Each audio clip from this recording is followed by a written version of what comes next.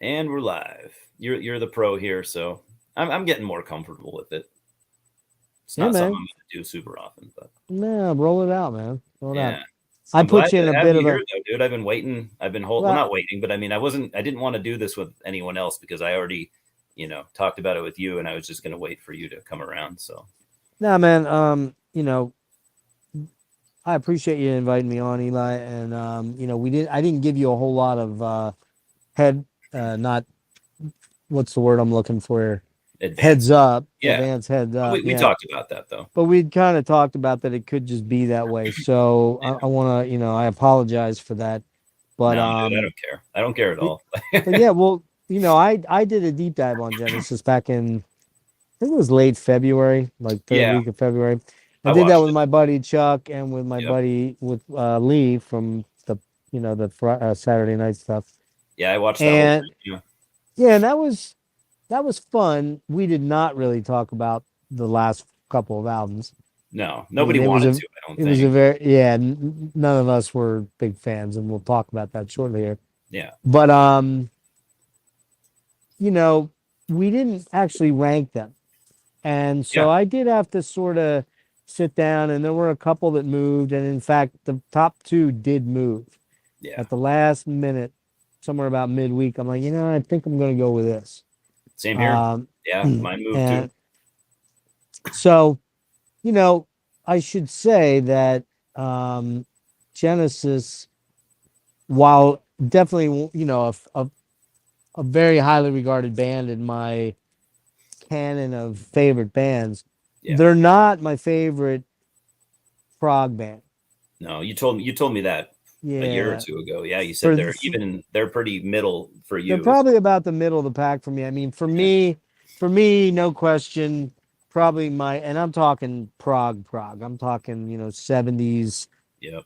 you Early know, 70s. iconic, legendary prog bands, Yeah. of which there are maybe a dozen at the most. Yeah. Number one, The heavy hitters. yeah, for me, number one's either it's a very close. I would say it's probably Pink Floyd over the length of their catalog. But Yes is kind of in there too. If you just take the time and a word through drama, maybe 90125, which I included in our deep dive, Yeah, I like it. because that was a big album for me when I was in high school, Yeah, I and still and like it. it's solid. It's a solid album. It's good. Uh, but Genesis, Crimson probably ranks in there above them. Oh yeah. So does probably uh, Camel for sure would be up there. I haven't gotten deep into Camel yet. Oh They're man, another dude, band I need to get into. you're gonna love them. You're gonna dig them. Yeah. Help me out. Who am I? I'm missing a bunch of bands here. I don't know. Do you like Gentle Giant? Gentle Giant's cool. I would put them probably a notch below Genesis. Yeah. I'm trying to think If of the you're biggies. Who are the big Dino prog bands? Why am I not being able to think about it? ELP. ELP. ELP's probably fourth, fifth in that Yeah. list for me. Dude, who I think is the best live band out of all of them? Is Fucking that King Crimson, dude.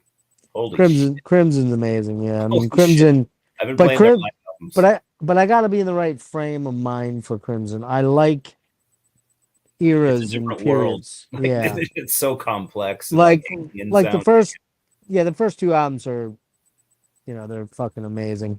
Yeah. I really, really love Red. I love Starless and Bible Black. Starless.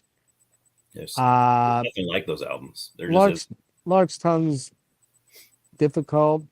that's mine. That's probably my number one. UK, I would put UK Oh above Genesis, even though they only had two albums. I just dude. love Alan So good. Holdsworth. So good. So, you could almost put Roxy Music in there. Was Roxy Music prog? I love the early Roxy Music That's another stuff. band I'm way late to. Like Oh yeah, way late. great stuff. So, I mean, it's I do love Genesis, but there's a certain specific group of albums that I really love, and Yeah. then several that I'm kind of lukewarm on or okay with. and Oh yeah. then several I do not like, which we'll talk about now, I guess. Yeah. I mean, it's So, totally understandable. and It's I was trying to think when I do my deep dives, I generally ask people, where did you come in on Genesis? And I'm 99% sure that the first Genesis that I heard that I knew of, that I was like, that's Genesis. yeah. Like I knew other Genesis songs, but I didn't know it was Genesis. But I didn't know that until after I knew who Genesis was, Yeah. right? And I didn't really find out who Genesis was. Apologize for my hair, people. I didn't And we're really used find to it out. by now. There we go. I didn't find out who Genesis was until 78, I think. And then there were three came out, and I heard Follow You, Follow Me. I'm like, Yeah. oh, that's Genesis? Like, well, wait a minute. Did they do that song? And then I knew that then I kind of instinctively knew that they did I Know What I Like. And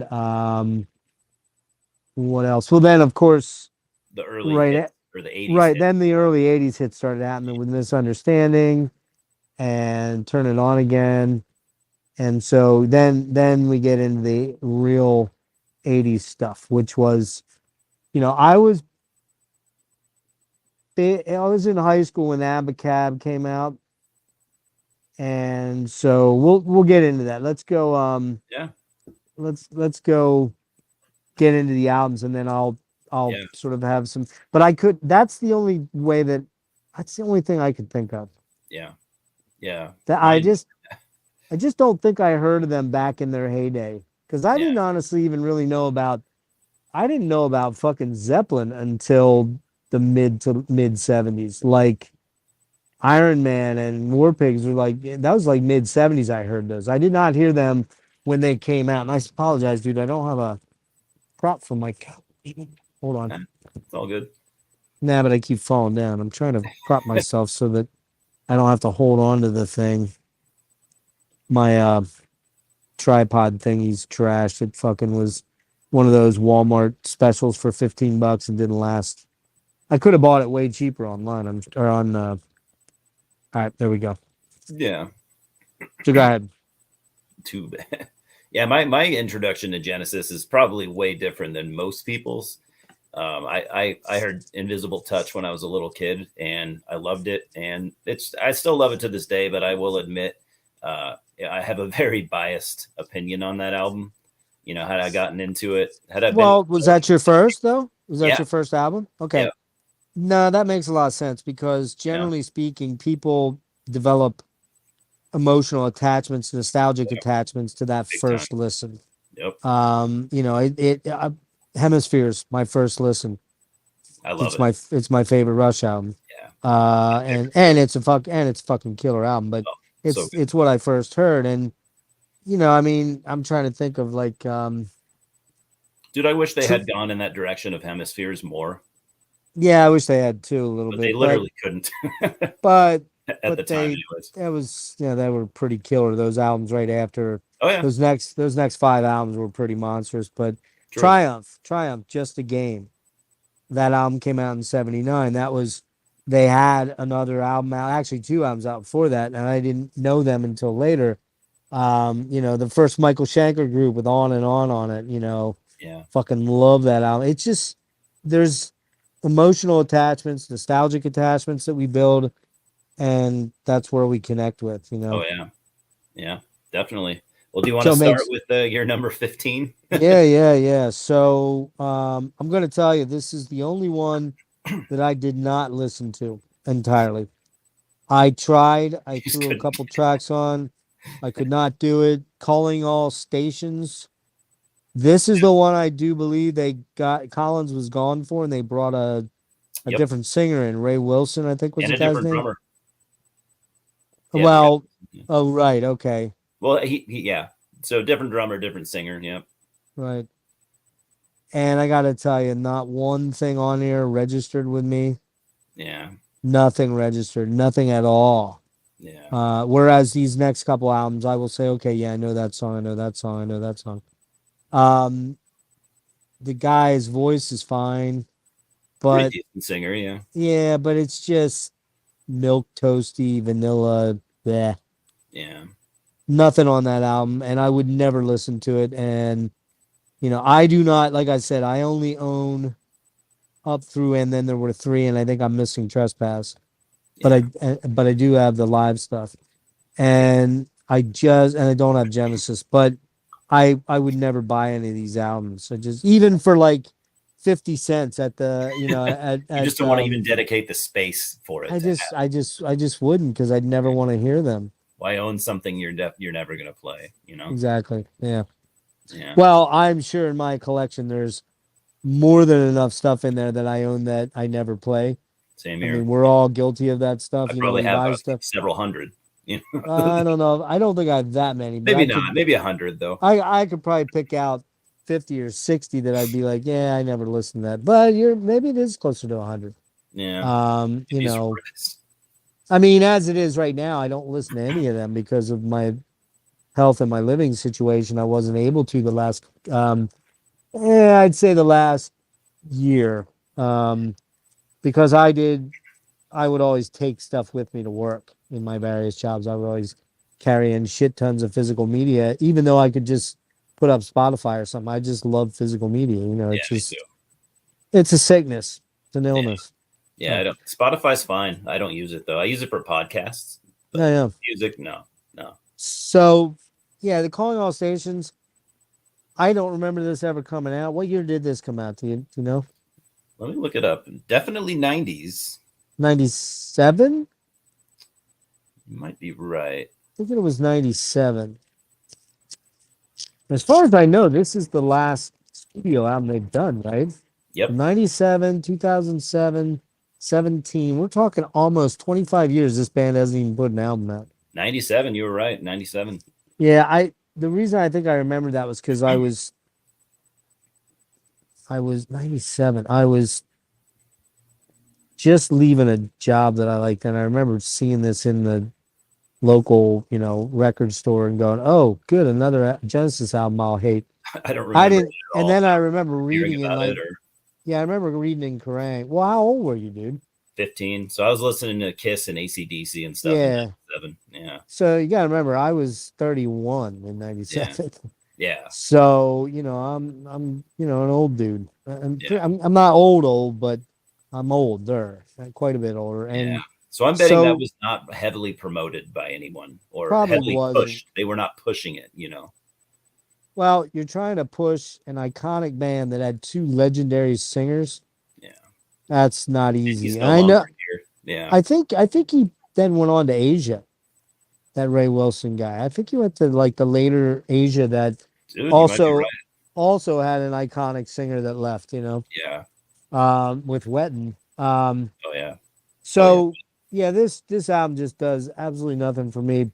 It's fair. Yeah, that's going to be my that's my number 15 as well. Uh-huh. I actually couldn't. I was going to bring it out. I couldn't find it.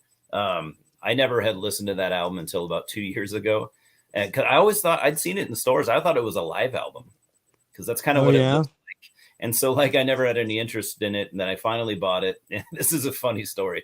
I bought it at this record store in Spokane, Washington. So I bought that with like a stack of other things, and that was at the bottom. And so he's tallying everything up and scanning it.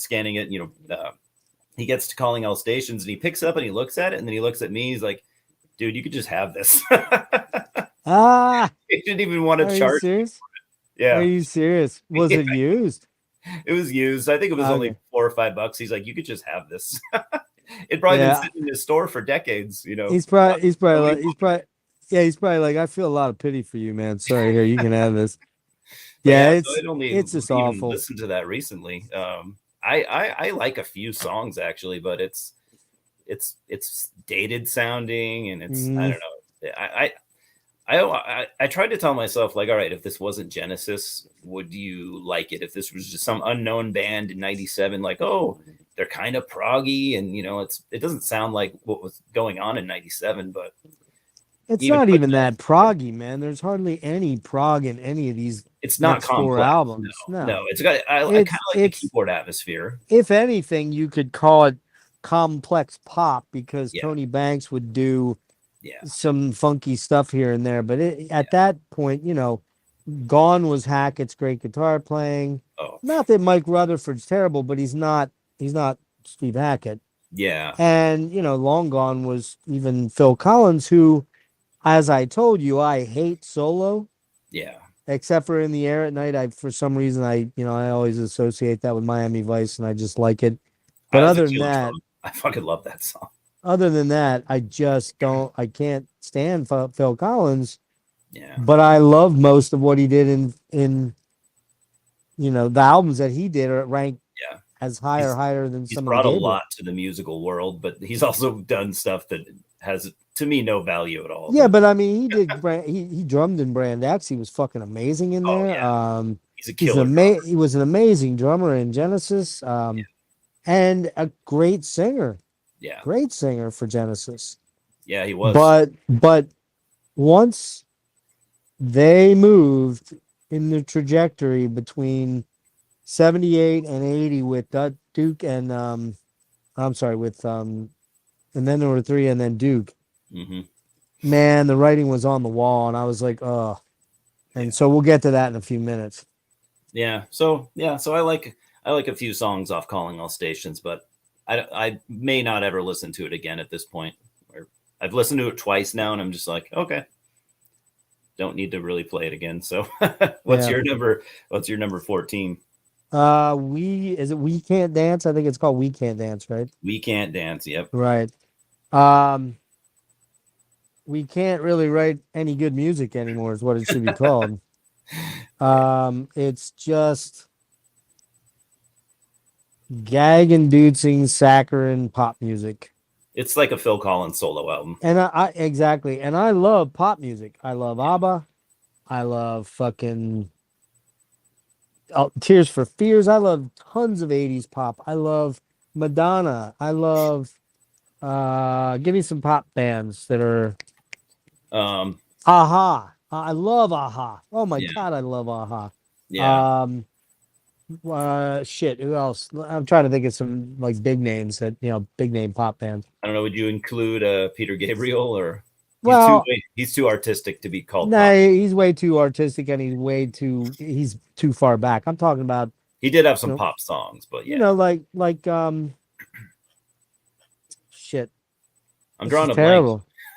Yeah, so am I. This is terrible. I never listened to a lot of pop, so I'm open to it, but I've never listened to it a lot. So, but I mean, there's a lot of like shit from the '80s that are like one-hit wonders. Frankie Goes to Hollywood, although he had more than one hit, but Wham, the Outfield, dude. I fucking love the Outfield, man. Men at Work. Men at Work's okay. That album's okay. I can stand it. You're talking about a lot of good 80s stuff that was, very worth. Toto. Toto's not a pop band. I'd argue that to the nth degree, but their biggest songs are pop songs. Yeah, true. But they're complex musicians. They're way, way more complex. Steve Lukather is one of the most amazing fucking guitar players on the planet, bar none. He's a god. He's a god at guitar. Yes. Jeff Porcaro was a fucking monster drummer. Yep. Those guys were all what a lot of people don't know about Toto, or maybe some do, maybe they don't, but maybe you don't know this. Toto was pretty much made up of all the best LA studio cats around. It was Lukather, David Paich is the piano guy who's written more songs than you could ever know. Hits. That dude is fucking multi-billionaire. Yeah, he's a hit machine. Jeff Porcaro and was it Steve Porcaro? Steve on keyboards. Bass or keyboards? No. Mike, and then his brother Mike was on bass. Okay, Mike. Okay. Yeah. So you had guys that were just studio cats that could blow your mind. All of Michael Jackson's. There's one, Michael Jackson. Thriller. Basically played the entire Thriller album. But there's a good example of what I'm saying. I love pop. I fucking love Michael Jackson, man. Michael Jackson. Love Michael Jackson. Yeah, there's no denying that guy's talent. One of the greatest fucking artists of forever. Oh yeah. But I don't like saccharine garbage pop. Yeah. There's a line that you need to not cross. And that to me is what these next two, the next two Genesis albums are. They're just saccharine, schmaltzy pop music. I let's see. I know "We Can Dance" is on there, right? What other big hits are on there? Why don't you name some songs? Let's see. It's got And I'll tell you if I like any of them. it's got "No Son of Mine," the first song. Ugh. And then it goes to "Jesus, He Knows Me," Ugh. which I will say, yeah, that's a straight ahead pop song, but I got to give it to them for writing, like calling out fucking televangelists, which Well, is what yeah, that's about. So I do yeah, appreciate that. yeah, but man, that's the music is just so Driving the bad. last spike, I Can't Dance. I don't like I Can't Dance at all. The song, Can't uh, stand that song. Never a Time, dude. There's way too many songs here. See, here's the thing. It's too long. Here's the thing. I pretty much only remember the pop songs on here, the ones that kind of were semi hits or hits on Yeah, radio. yeah. Dude, And it's like a 71-minute album too. yeah. Oh God, and that you're right. That's unconscionable for that. It's 20 minutes too long, 30 minutes too long. You know. Yeah, I like I tend to rank albums like when I rate them on a star rating. I couldn't give these like 1 star. I just don't like Zero them. stars. Yeah, I just don't like them. Yeah, no, that's fair. I mean, I get it. Yeah, that's We Can't Dance is my number 14 as well. But I don't know. I don't hate it altogether. I actually there's one song on here, Fading Lights, the last song, which is actually really fucking good. It's a 10-minute song, and it's like it's them returning to Prague, but the rest of the album is it must not have been too monumental because last week I listened to that and I didn't remember it. But maybe check it out. Maybe just play that by itself one day. Just did that you one say it's song. the last song? Yeah, Fading Lights. All right. It actually has, for the first time in a long time, where it has like extended instrumental sections, or they're okay. Jamming stuff, they're jamming and yeah, that's something. Yeah, if the whole album was like that, and it doesn't even mean that they have to be doing that. No, you're right. Some of the shorter songs on the middle albums, on Wind and Wuthering and Selling England, I love them, man. They're only 4 or 5 minutes, 6 minutes. And then there were 3 as a lot of good 4-6 minute songs. Yep. But so I don't have to have 10 and 12 minute epics, No, I mean, it's not all about that at all. Yeah. That reminds me of Gentle Giant when you say that. They don't have any song that's over like 7 minutes. Right, but they're super complex. They're 15 minutes worth of music. Yeah, exactly. They're mind melding shit. We forgot one other big one. Graaff Generator is probably right there in line with these guys. I like VDGG because they're fucking scary sounding. I need to delve into that band more too. I'm a rookie with them. Totally. I'll have to start with their first album. They're gonna take a little bit of digging into, dude. I'm not gonna lie to you. They're gonna take some patience. Yeah. It's complex stuff. Very complex. Peter Hamill's voice isn't for everybody. It's very cutting and British and very what's the word I'm looking for? I've heard many people say that, like he intense. Yeah. Some people just can't stand his vocals, I guess. I had to grow into him a little bit, but I did pretty quickly. I mean, God Bluff is great.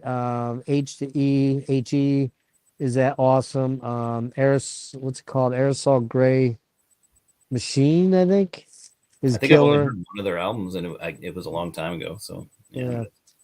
All right. So next up, 13, you're number 13. Right. All right. So the last of the albums I'm going to shit entirely on, but the next 2 I'm not going to be too kind to either.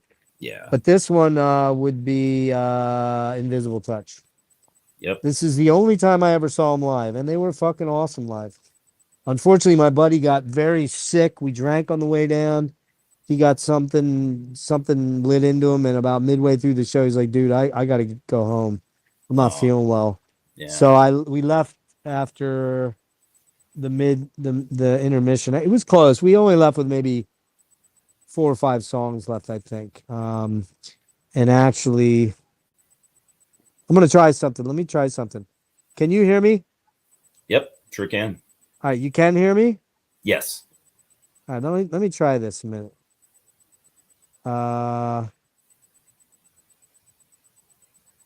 Can you still hear me?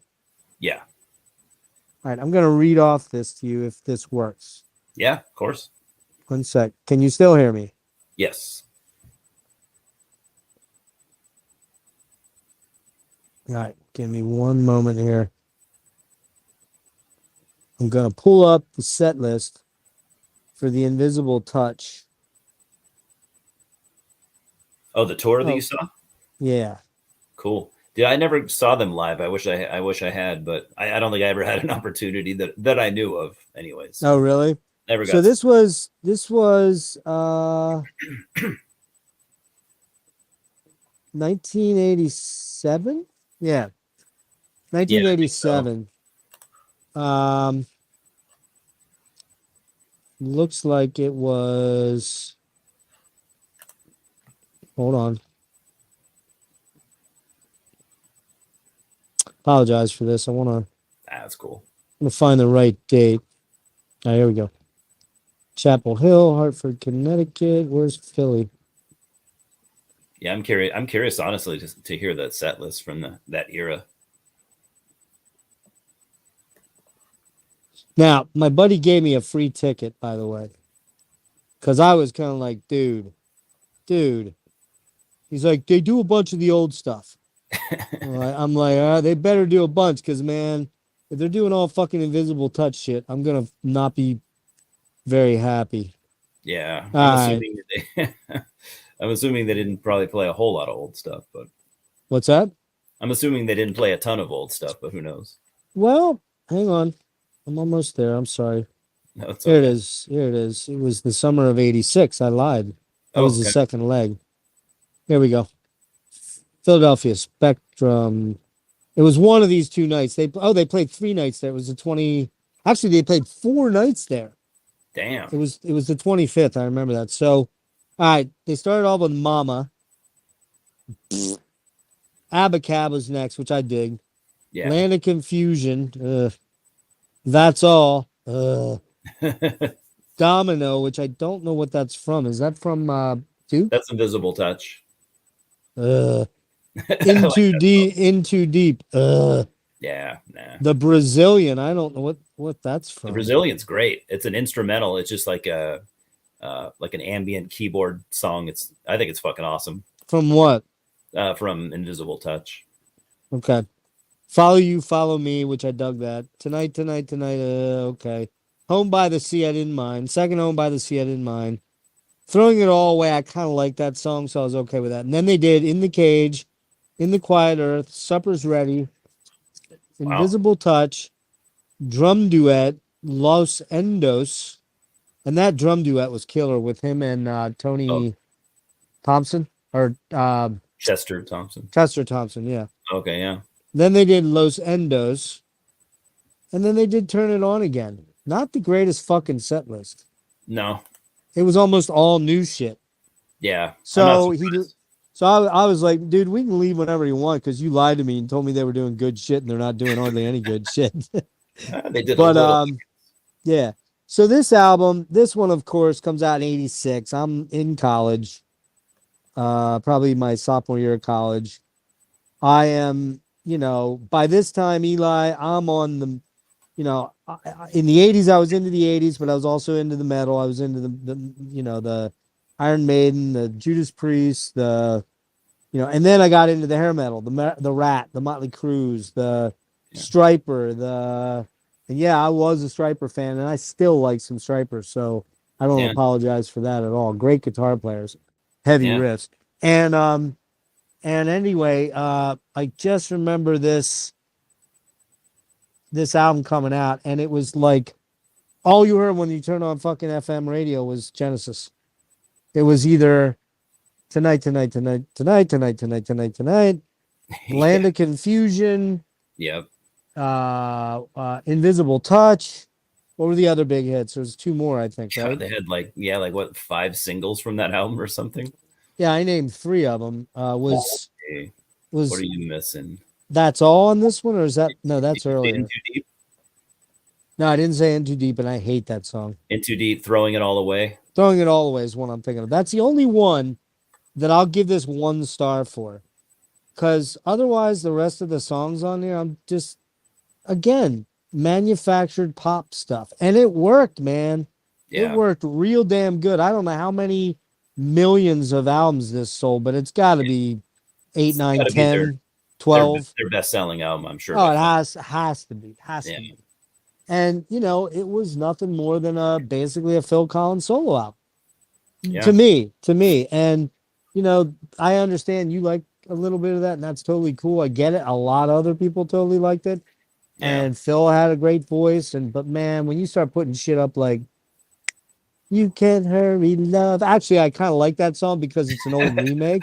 Yeah. But I mean, you get what other? I mean, you got shit like Studio. Oh my god, I could fucking strangle myself when I hear that song. You know, what were the other big ones of his? Collins. Phil Collins, yeah. You're Definitely out the of first 3 albums. I can't remember what the real popular songs were. Well, it would have been. I mean, obviously, Air at Night, and I do dig that song because there's a feel that song has that no other songs have. Yeah, it's a cool atmosphere on that one. But like, I'm trying to think of songs off of those albums. I never owned them, so I don't know them. You asked me about. I got the first 3, I think, and I like some stuff from them, but not you much. asked me about a song from the roof or Rain from the Roof or something. Oh yeah, The Roof is Leaking. Never heard it before. I put it on and it was like not really. It's like it's got a cool like Americana vibe that I like. I really like that song. Yeah, I just don't like anything Phil Collins after Duke. Yeah. I just don't. I don't even like. Well, we're getting there in a minute. So yeah, this album, again, even if it was 50 cents, probably no need for it. I mean, if somebody walked up to me and said, "Hey, here are all these, Abacab, Genesis, We Can't Dance, Calling All Stations, and the one we just talked about, Invisible Touch, Invisible Touch." They walked up to me and gave them to me, but I'm telling you, they'd probably never get listened to. Yeah, they're just sit on a they shelf. Just sit and collect dust. Yeah, so. Yeah. So that's number 13 for me. Yeah. And my number 13, I actually don't own it. I forgot to show this. Not that anyone cares. All right. But my number 13, would be From Genesis to Revelations. Okay. Probably unfairly, just because I only listened to it like 2 weeks ago, and I've only listened to it one time. Right. I do have this. Have you ever seen this? I think it's some compilation. Have you ever seen this In the Beginning thing? No, I've not seen it, but I've heard of it. What is it? It's got songs off of Genesis to Revelations. Yeah, but what else does it have? It has some other stuff on it too, because it's not that album. What songs are on there? I got this like a year ago. I haven't really listened to it. It's got Where the Sour Turns to Sweet. Right, that was their big hit off that album. Okay, In the Beginning, Fireside Song. Yeah, and Silent Sun. The Wilderness. Silent Sun on there. Yeah, Silent Sun on side 2. Yeah, you know what it is? It's all their best songs off that Genesis to Revelations. Yeah, that's what it is. So that's the closest thing I guess I have to owning that album. I mentioned on your live stream, your Genesis stream, how when that album came out, it sold really poorly because people were putting it in record stores were putting it in the Christian section. They just thought it was a Christian album, so it sold really fucking poorly. Right, and it makes sense. They didn't know. I don't know. They just had other stuff to listen to. Well, it's very Baroque. It's very British Baroque pop. It sounds a lot like that came out in '69, I believe. Am I right? So, yeah. Okay.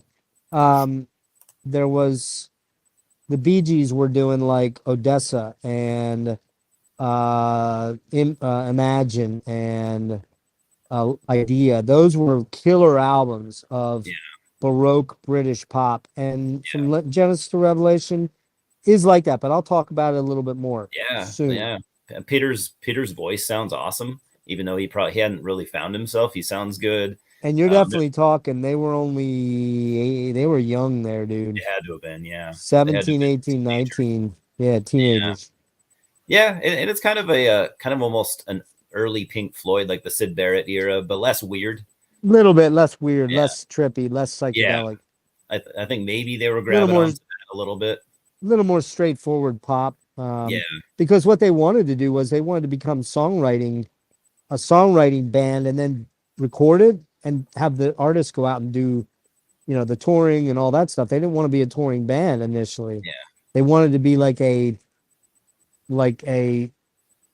songwriting band for other bands, which Oh, I was a didn't know thing, that. in the 60s. Yep. Damn. And yep. And but that's why the Beatles, the Stones, I mean, the Stones later, because the Stones were around very early in the 60s, but they were doing all like covers. Yeah. Half their shit was all covers back then. Oh. And when they started to really take off is when they started writing their own music. Same Oh. with the Beatles. The Beatles were doing all covers in the German, the underground, or what, I forget the name of what was the name of the place they played in Berlin? I'm not sure. God damn it, are you kidding me? See, this is the stuff that my illness has taken from me. I mean, this is shit that I would have been like that with, and now I struggle to remember years that albums came out that I know like the back of my hand. And I even struggled. I had to go back and hit these albums, the first 8 or 9, and re-listen to most of them to remind myself of what I wanted to say about some of the songs. So Yeah. that would not have been like that 2 years ago. Yeah, I don't doubt it.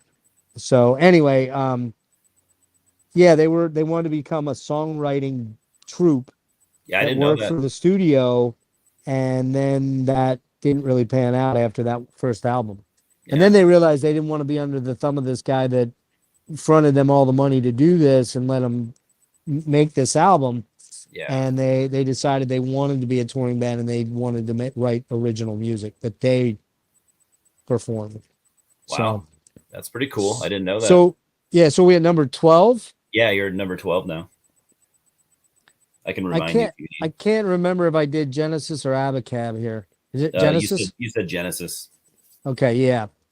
And this came out in 1983. 83. Okay, so this was my junior year in high school. Very much remember this a lot. I know some of the big hits off of it were like, I believe, No Son of Mine on this one? You're no Or was that on son. the last one? I think that was on. That was on the last one. Yeah. So this one had Man on a Corner, is it? Let's see. Read the songs off for me. Just so, Mama. Yeah. It starts with Mama, right? Yeah, Mama, That's All, Home by the Sea. That's All. Home by the Yeah. Sea. Home by the Sea, Illegal Alien, which is terrible. Oh my God. Second, Home by the Sea, Taking It All Too Hard. That was a big one. I like that song actually. Yeah, I do too. Just a Job to Do, Silver Rainbow, and It's Gonna Get Better. All right, so all the songs I don't remember off there, I couldn't tell you what they sounded like after listening to them, other than Home by the Sea and Second Home by the Sea, which I like. Yeah. I also I like Mama in a weird way because it reminds me of Something in the Air at Night in a weird way, kind of. Yeah. That keyboard, and it's very 80s. You got that one keyboard note that just holds, basically it's a few keyboard notes and a lot of drums. Yeah. And I don't dislike Phil's delivery of the song until we get to the ha-ha part, the ha-ha. Yeah. I hate that fucking part, man. And then it goes into the, when he goes into the, where the whole band kicks in, it's, yeah, I can see you, Mama. Then I don't mind it so bad. I don't mind it. I like it. I hate Illegal Alien. Could you imagine writing that now? It's a stupid song. And releasing that on a pop album? You'd get skewered.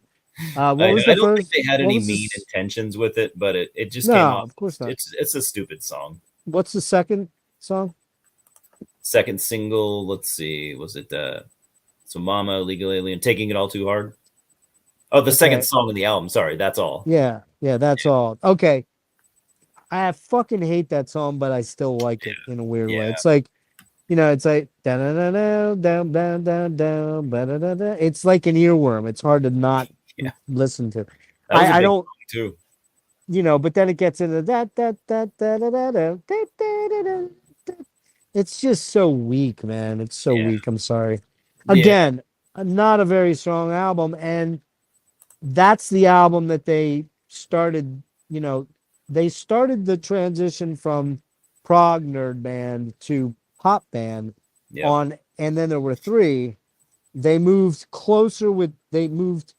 a little bit further away with Duke because they put a couple long songs on, but it was still, that was the beginning of the pop songs, were multiple singles. Because Yeah. on as far as I recall, Follow You, Follow Me only really had and You and I as the hit. There were other songs that got released, but they weren't hits. True. Duke finally had two hits. It had Misunderstanding and Turn It On Again. And it's like, oh, we like that. So what do? The next album, Abacab, I don't know how many hits that had. At least three, I believe. Yeah. And I'm then not sure. and then the Genesis album was 4 or 5 singles. They just kept moving further in that direction of Yes. pop singledom. Yeah. That's true. They And would just have so many singles off one album. and as they did, they just got weaker and weaker and weaker to me. Yeah. I would agree. So how about you? You were where you? Oh, you did Genesis to Revelations. I did Genesis. Yeah. Again, this is an album that, okay, maybe if I found this one for $1, I'd buy it. $1. Yeah. I'm talking $1. That's it. Yeah. I would not spend $3.50 or $4 on this because if I listened to it once every 6 years, that would be a lot. Yeah. I mean, at that point, you could just listen to it online, if Right. you really wanted to. Right. And I don't really need to see the liner notes for this album, Yeah. Yeah. My number 12 is going to be an album I actually used to like this more. And then when I re-listened to it for this, I'm like, okay, I like this less than I ever did. But number 12, I'll go with Abacab.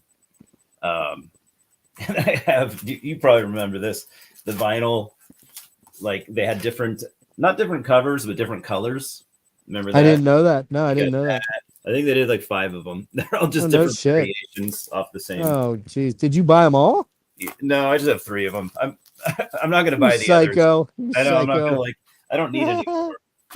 But yeah, I used to like this album a lot. And now I'm just like, the title track is, I think, really cool. Love the title track. Love the title track. Nothing on this, I don't think, really lives up to it. I'm going to pull up the track listing too. Well, I was going to say, what other tracks are on it that I can't think of any that I. And it's got some really terrible like. songs. It's got like Who Done It? Oh my god! Wait, is there one on there called The Dark or something with the dark? Keep It Dark. What's that? Keep It Dark. Yeah, I like that song. Yeah, I have the single for that. Yeah, that's a good tune. I like that tune. Pretty cool. Yeah, I like that. What else was on there that was a hit? Was there another one? Really like this album though. Let's see. Dodo Lurker. That one's cool. I like that one. Yeah, that's like their longest song on that's here. That's my favorite track on there, other than Abacab. Oh, Man on the Corner. I think that was a single. No, can't stand it. I don't like that either. Like it or not. That's the older brother to That's All, and those same fucking, you know what I mean? It's that same crap. Yeah. There's almost 4 or 5 of their fucking songs that I could literally, I swear you could just do they're almost like interchangeable.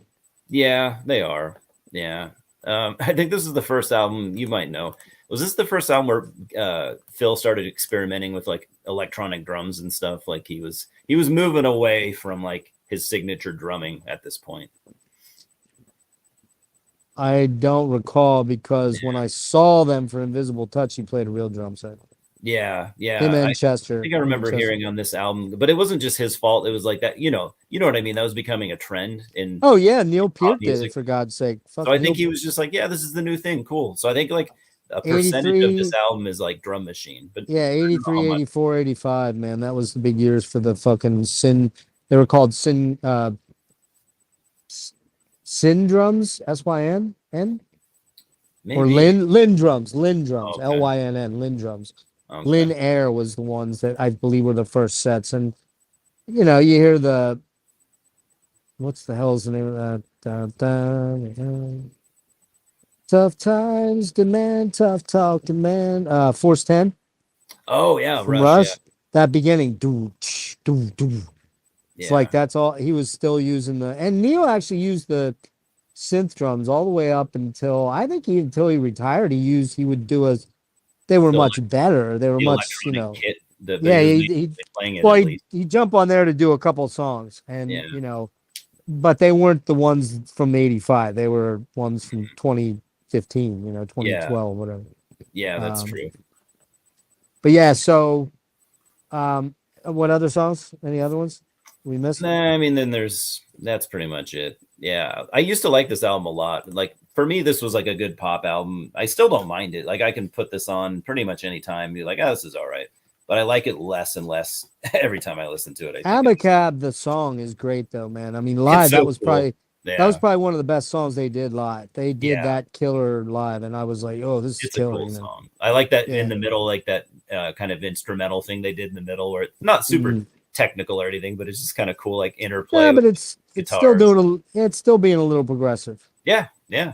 I mean, that would be kind of the definition of progressive. They weren't. Yeah. It wasn't a streamlined, part of the song.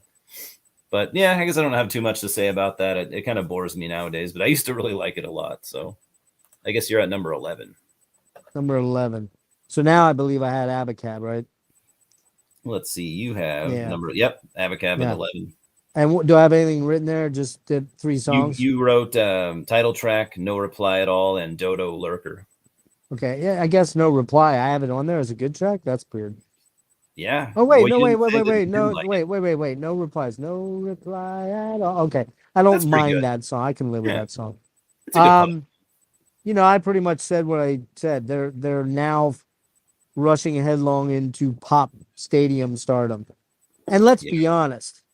They were early on, they made no money.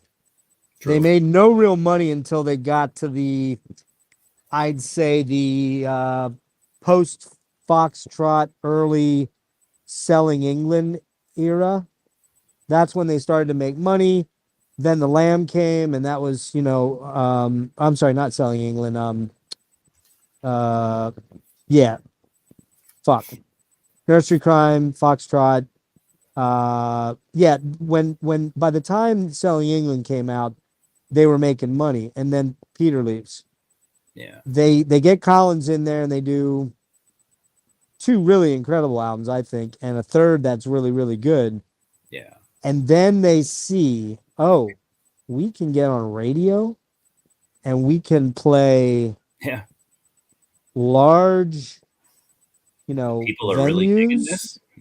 and people are liking this direction. Oh.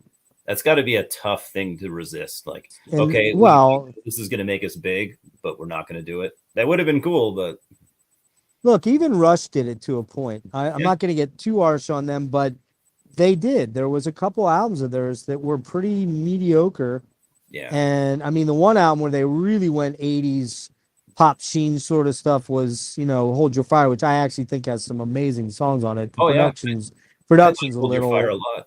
Yeah, production's a little dated, lot dated. Yeah. Presto, some killer songs on that album. Yeah. Dated sounding. Yeah. So they did it too, but they didn't go full on. They never went full on pop. No. Yeah, I think Alex was like, dude. That would have been weird. Well, when they were getting super, super top heavy with keyboards in the 80s, late 80s, I think Alex went and said, dude, can we dial back all the synths now, you know? He did not like that shit at all. Well, I don't think it's... I don't think he hated it. I think that he finally felt that they lost touch with what they were originally, a 3-piece rock band that was guitars, bass, and drums. Yeah.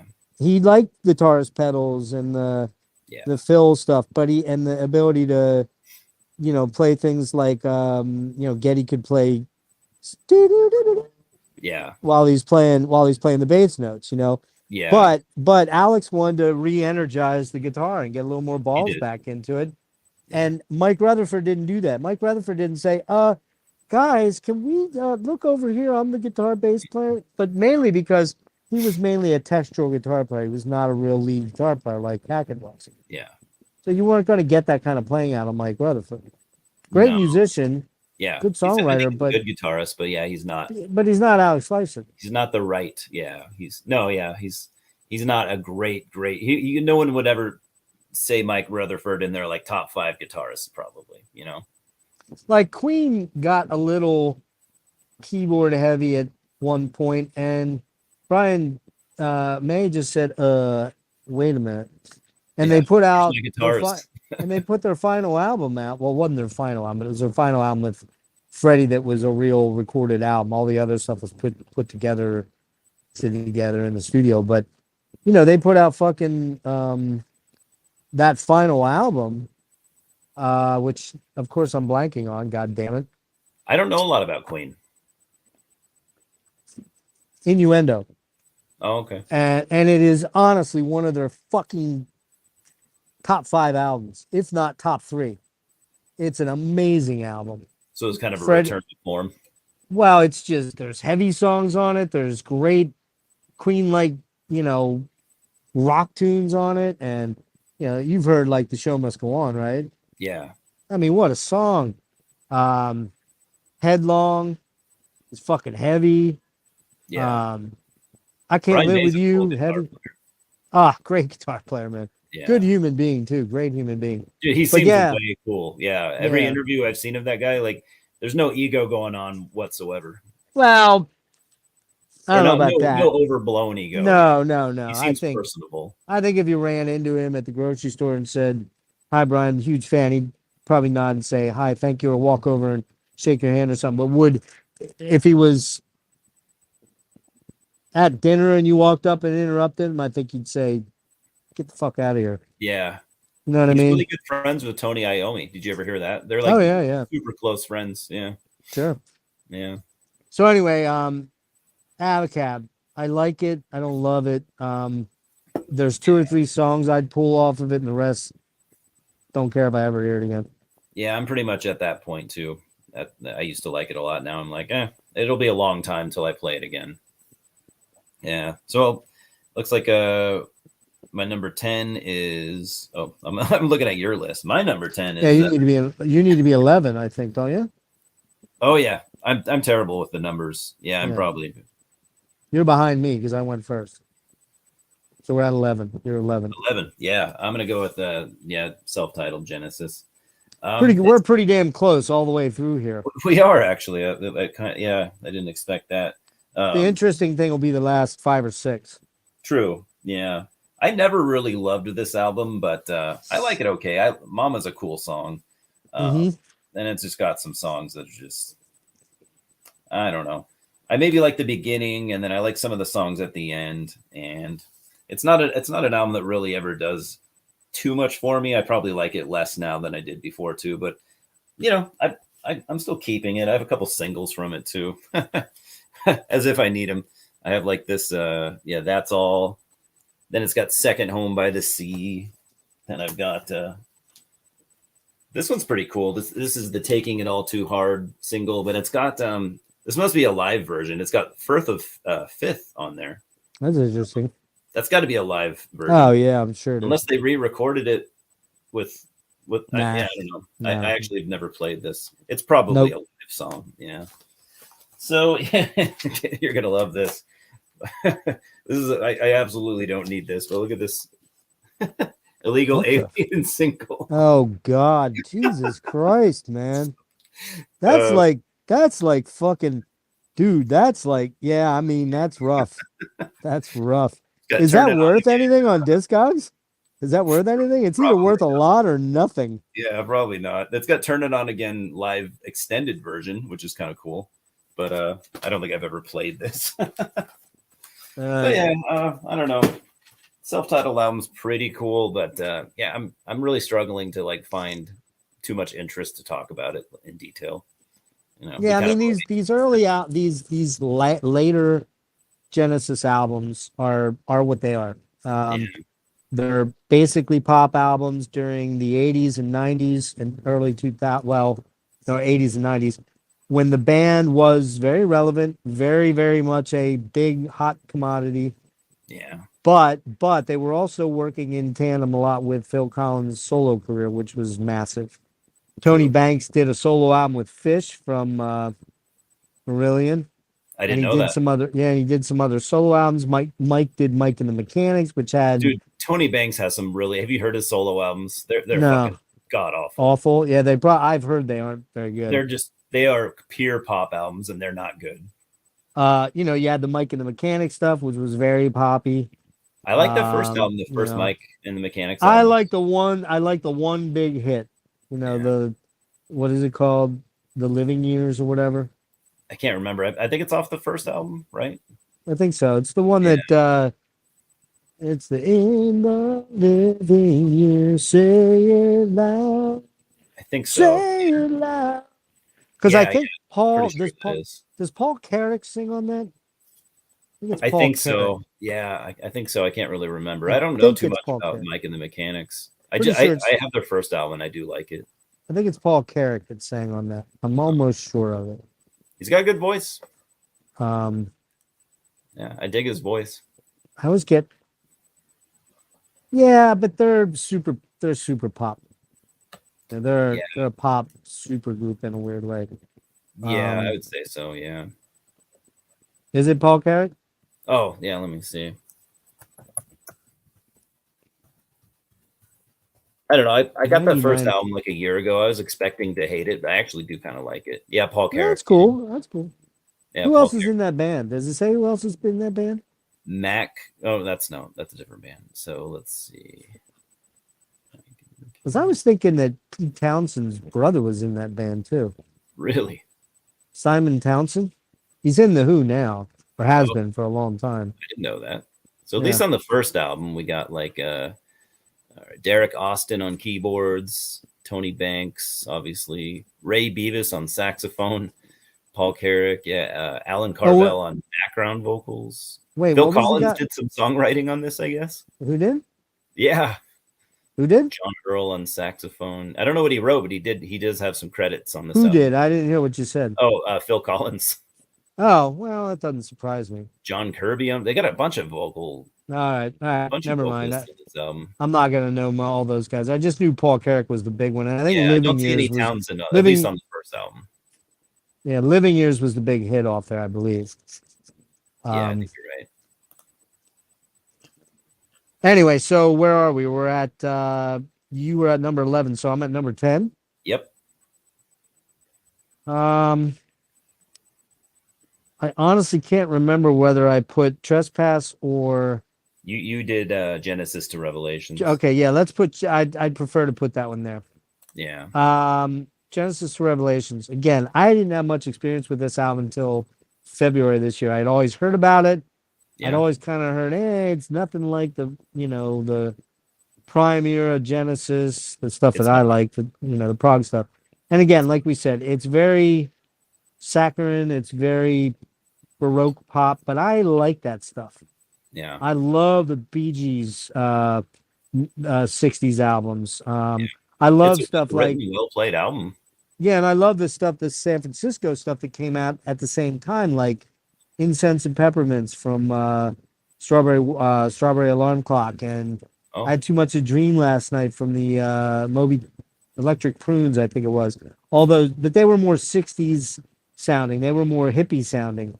This doesn't sound hippie-ish. It sounds very mod English pop, Baroque pop. And it's not bad. It is not bad at all. A little bit of psychedelia going on. Little bit, but nothing like the San Francisco psychedelic stuff from the 60s. No. Just lots of good songs, but nothing like monstrous that it's like, oh my God, they didn't write their Strawberry Fields Forever, or they didn't write a Hey Jude, or no, or like a song people are still talking about. Right, exactly. And No. those, and just keep in mind that those songs were written before this Genesis and Revelation. They were, you know, they were written in 65, Yeah. 64, 66, Yeah. 67. Yeah, because Um, they go back to like the mid '60s as a I band. mean, I love the Beatles. I don't listen to them much anymore, but it's really, you'd really, really have to push me hard to figure out who wrote, who were the best songwriters in all of rock music. Yeah. I've I never been a mean, Beatles fan either. I get that. I get that. I totally get it. But there are there are 40 Beatles songs, and I bet if I started humming the first verse of it, you'd be like, "Oh yeah, that's oh Yeah. yeah, that's oh yeah, True. that's." I True. guarantee you, I could hum 10 if I could even do this, and I couldn't. If I could hum 10 King Crimson songs to you, I highly doubt you'd get more than two. Yeah. You probably. Or Stones maybe, but not quite on this. I just don't think the Stones wrote as many big hits as the Beatles did. No. And I mean, You got to give it to them. Those guys were good songwriters. I'm not a dude, big fan, they but were fucking dude, amazing 60 songwriters, years later, people are probably right now. There's probably hundreds of thousands of people right now listening to the Beatles bro. They're gonna throughout the world. they're reissuing a lot of their things in like book sets now with like 5.1 and everything. They're selling insanely, and they're selling for top dollar. Yeah. Yeah. Their albums to this That's day it's not sell. an act. That's not an accident. That's not an accident. And I can tell you right now, there really isn't a Beatles song that I can think of. I can't think of one that if you put it on right now. Oops. Can you hear me? Yeah. You're good. Hold on. Pulled my headphones out. Hold on. Yeah, I can't think of a single Beatles song that I would be like, I can't listen to that. It just I'm sick of this song. I hate it, Yeah. Can you hear me? That's fair. Yeah. Can you hear me? Okay. Yeah. You're good. Um, I mean, to be honest with you, and I am a Beatles fan, but I haven't listened to them in years and years and years. But Yeah. if Never I'm give them somewhere, a proper shot. but if I'm somewhere out and I hear Penny Lane is in my ears, I'm like, God damn, what a fucking brilliant song. Or, Yeah. fucking Julia, or the real deep tracks, that nobody knows of, I mean, Yeah. or not that nobody knows of, but a lot of people don't know of. So Yeah. anyway, but yeah, man, this was Baroque Pop. This album is not a bad album. If I found this for $8 in a cutout bin, or $10, maybe a little less, I'd buy it. I didn't want to spend $18.99 on it for my deep dive, but I'd like to own it. Yeah. it's not a bad album. I'd like to own it someday. Yeah, Yeah. If I find it, so I probably won't go out of my way to get it, but I'll exactly. have it eventually. Well, I Yeah. looked into getting it for the deep dive, and it was like $18.99, even on Amazon. I'm like, nah, I don't want it that bad. Yeah. I guess I don't either. Eight Yeah. eight I'm gonna bucks. have to stumble into it, but Yeah, I eight do want bucks, $7. I'd definitely grab it. it. Yeah. $5, absolutely. Definitely. Yeah. Yeah. My number 5, I got Now or number number 5. 5, number 10. I got Trespass. Who is the stoned one here? Me or you? Got it on vinyl too, oddly enough. Nice. Um, Nice. this is a cool album. I didn't think I'd ever like it too much, but I've been liking it more and more. I've only probably listened to it 5 times. It's I got kind of deep purpley, right. kind of deep purpley. I hear a little bit of the Doors, maybe a little early Pink Floyd. It's got that really cool song, The Knife, that's actually pretty heavy. That's the last song on the album. But they still weren't really Genesis yet. Like it's still not the Genesis that we know and love. But that they're starting to become prog. But it's like 1970, so I mean, that's kind of when all the bands were becoming like full on prog. But it's, I don't know. It's more of a kind of more of a like a organ driven heavy rock album. I get more like Deep Purple vibes from it. Let's see. Are you still there, Geoff? You might have. Oh, Are you there? can you hear me? Yeah, can you hear Yeah. me? Yeah. Can you not hear me right now? Can you not hear me? Hello? I Hello? can now, but I didn't a minute ago.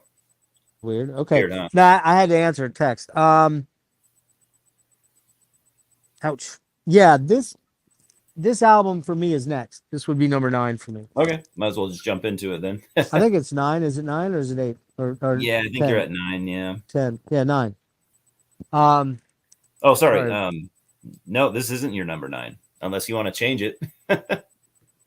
Oh, You had this at number 8, actually. Trespass. yeah, I do. Okay, number 9 is Duke.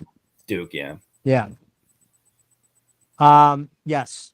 I was thinking this was 9, but I had this. Yeah, never You mind. might have flip flopped it at one point. I think I did. This was the other one I changed. Yeah. I like Duke.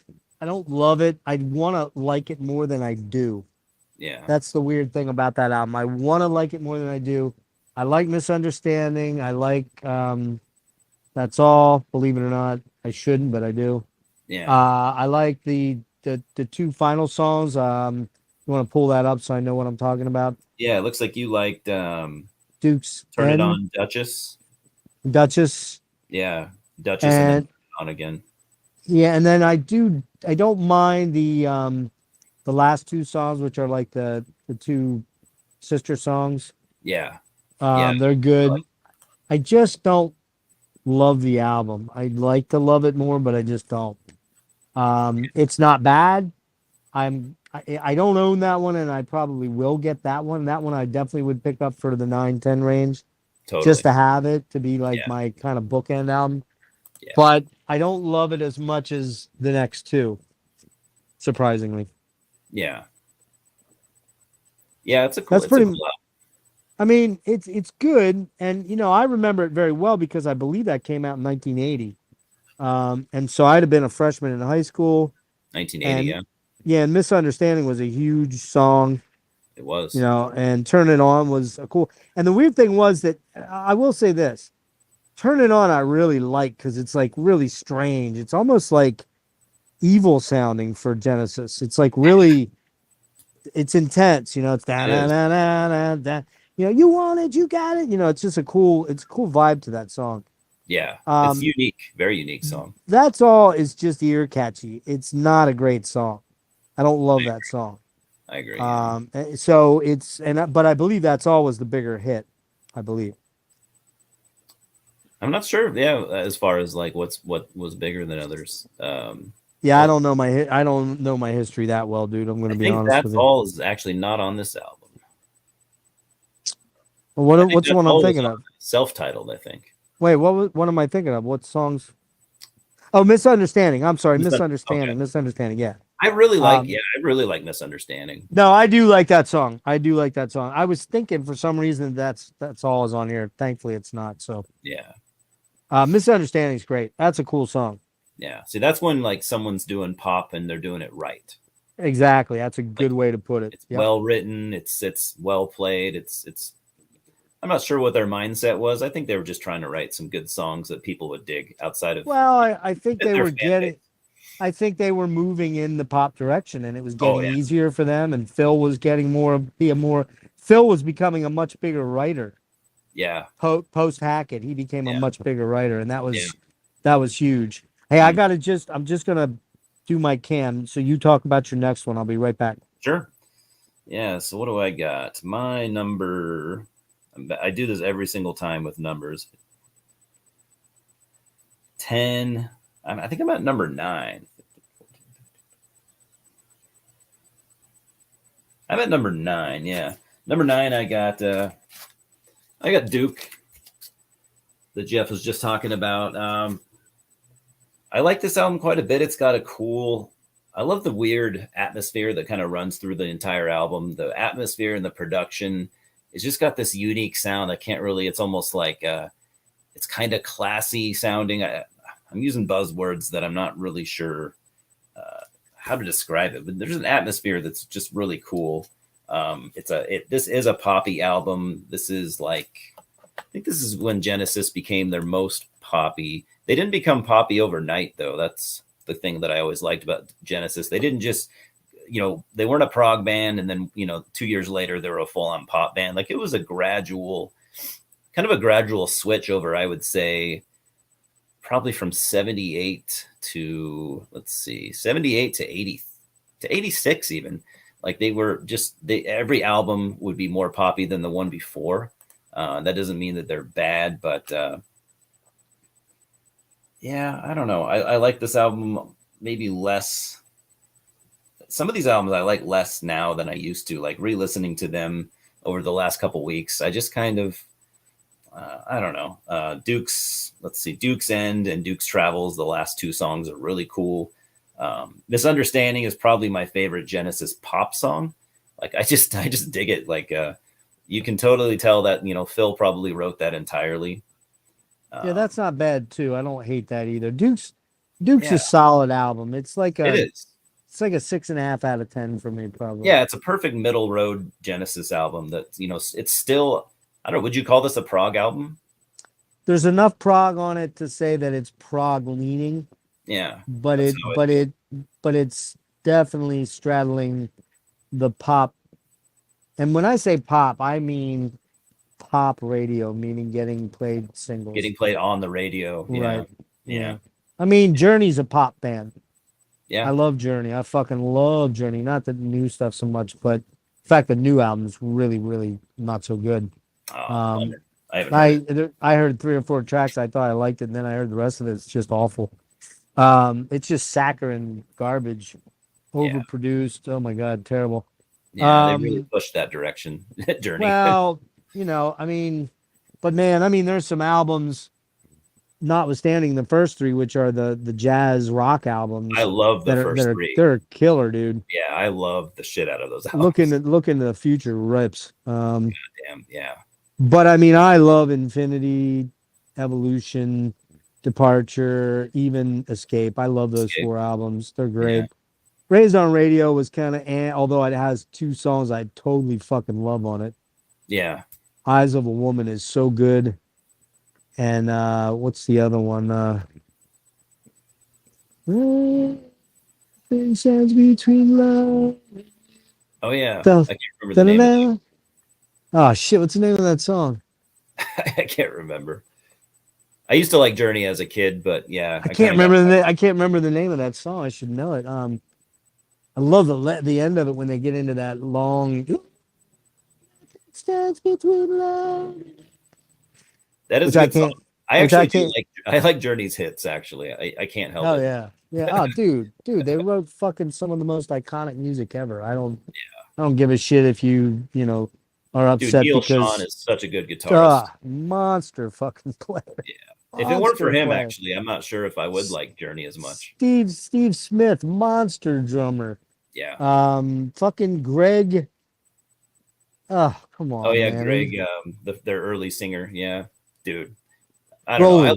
Greg Rowley, man. Fucking monster singer and player, man. That guy he left because it was just getting too poppy for him. He wanted to go back and do, you know, more Latin influenced rock music, you know. Yeah. He was in Santana too, right? Wasn't him and Neil? Yeah, him and Neil were both in Santana. He's the one that got Neil in. Yeah. Yeah. He used to drive Neil around when he was only 15 years old. Yeah. They had to sneak him into the venues they were playing because Neil was way underage, but he was so fucking good that everybody just looked the other way. You know, don't touch any booze, don't fucking smoke anything, don't snort anything. I'm sure that nobody would.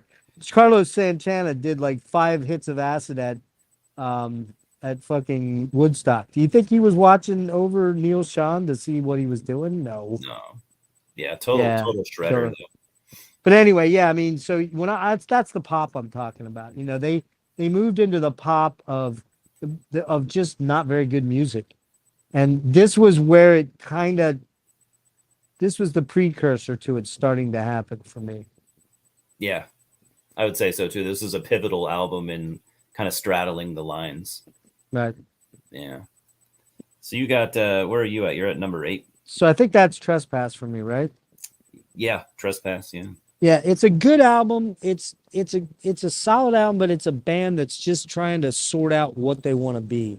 Oh yeah. When they grow up. And so, you know, you've got the first track on it is Looking for Someone.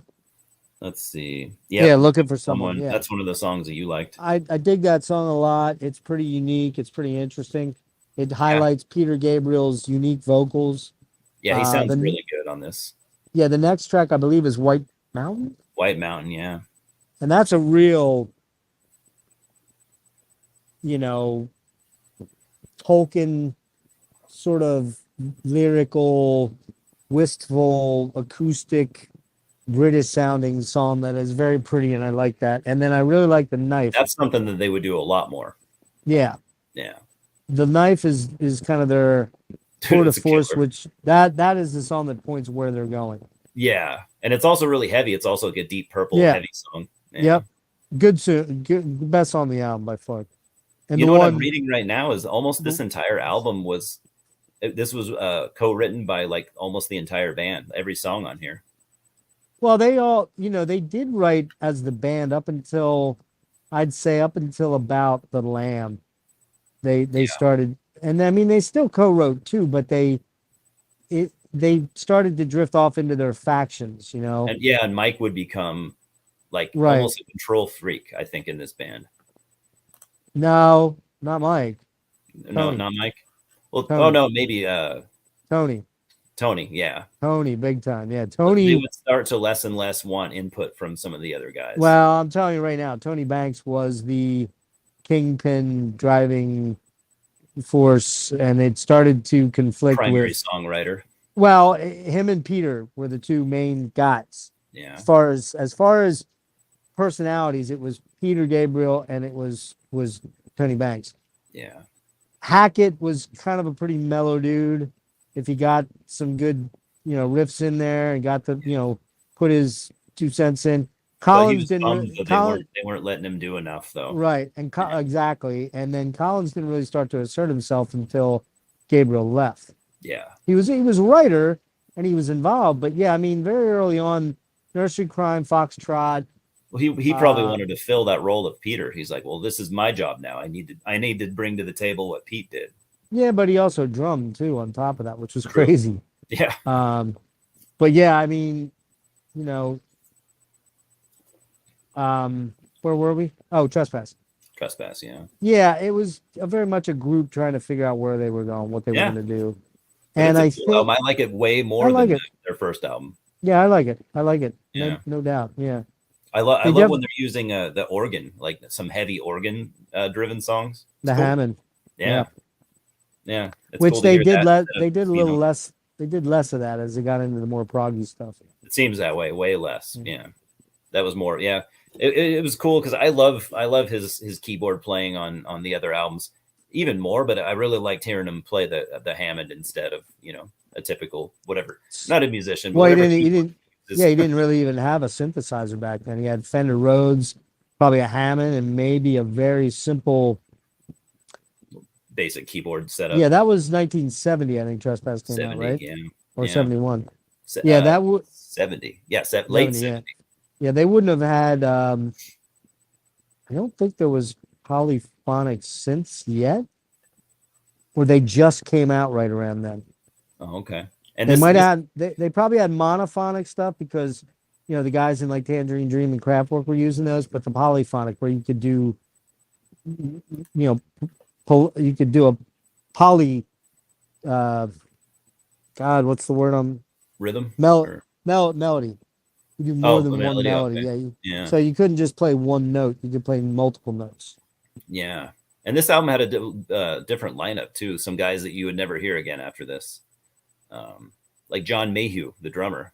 What has he done after this? Oh, that's right. I forgot about that. Yeah. I forgot all about that. Did he do anything after Genesis? Not that I'm aware of, no. I've never heard the name other than the credits on this album. Yeah, I completely forgot about that, man. Yeah. But he was the drummer and he contributed a decent amount of songwriting. Yeah, he was the last one. That was his last album, though. Yeah, but it looks like his presence was pretty heavy presence on this. Yeah, he would have gone on to do something else cool, but I don't think. Honestly, you'll probably have to go back and watch my deep dive. We did talk about it, but I don't remember what the deal was with that guy. And he's a good drummer, actually. The drum work on this album's pretty fucking solid. It's like I swear it wasn't complex like Phil's playing, but he was a good powerhouse drummer. I seem to recall, maybe I'm wrong, but I seem to recall that they brought him in to do Nursery Crime, but that he just wasn't able to cut it. Maybe I'm wrong about that. Maybe I'm wrong. And then they got Phil. You'd have to look that up in Wikipedia. Yeah, That one I that's can't a good remember. point. I'm not sure either.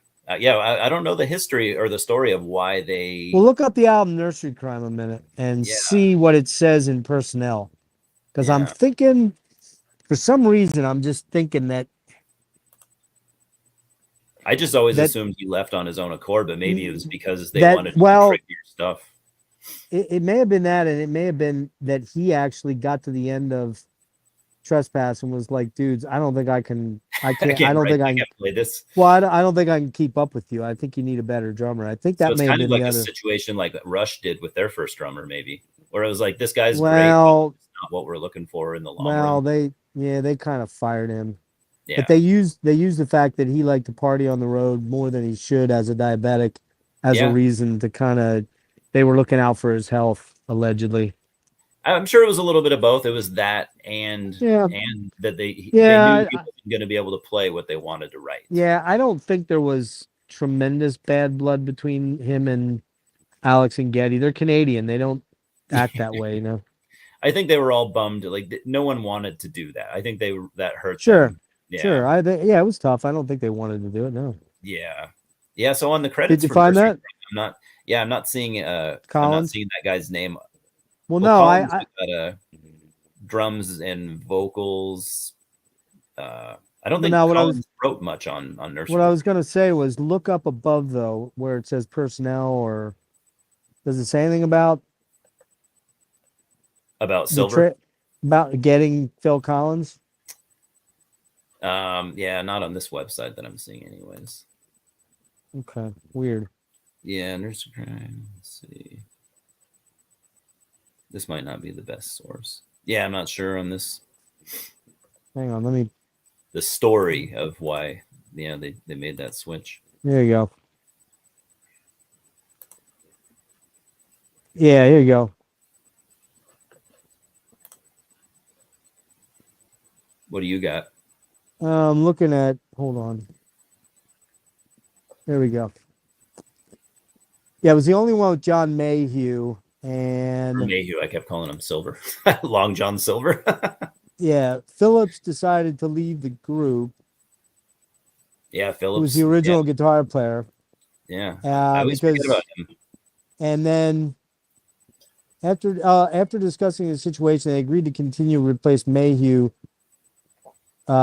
with Phil Collins. I guess it was actually Phillips is the one that was feeling like things were getting too complex for him. Oh, okay. And he didn't want to do it. It's understandable, Some people just want to rock, Yeah, yeah. All right, sorry about that. Let me come back on. Oh, you're good. All right, so you're at number 9?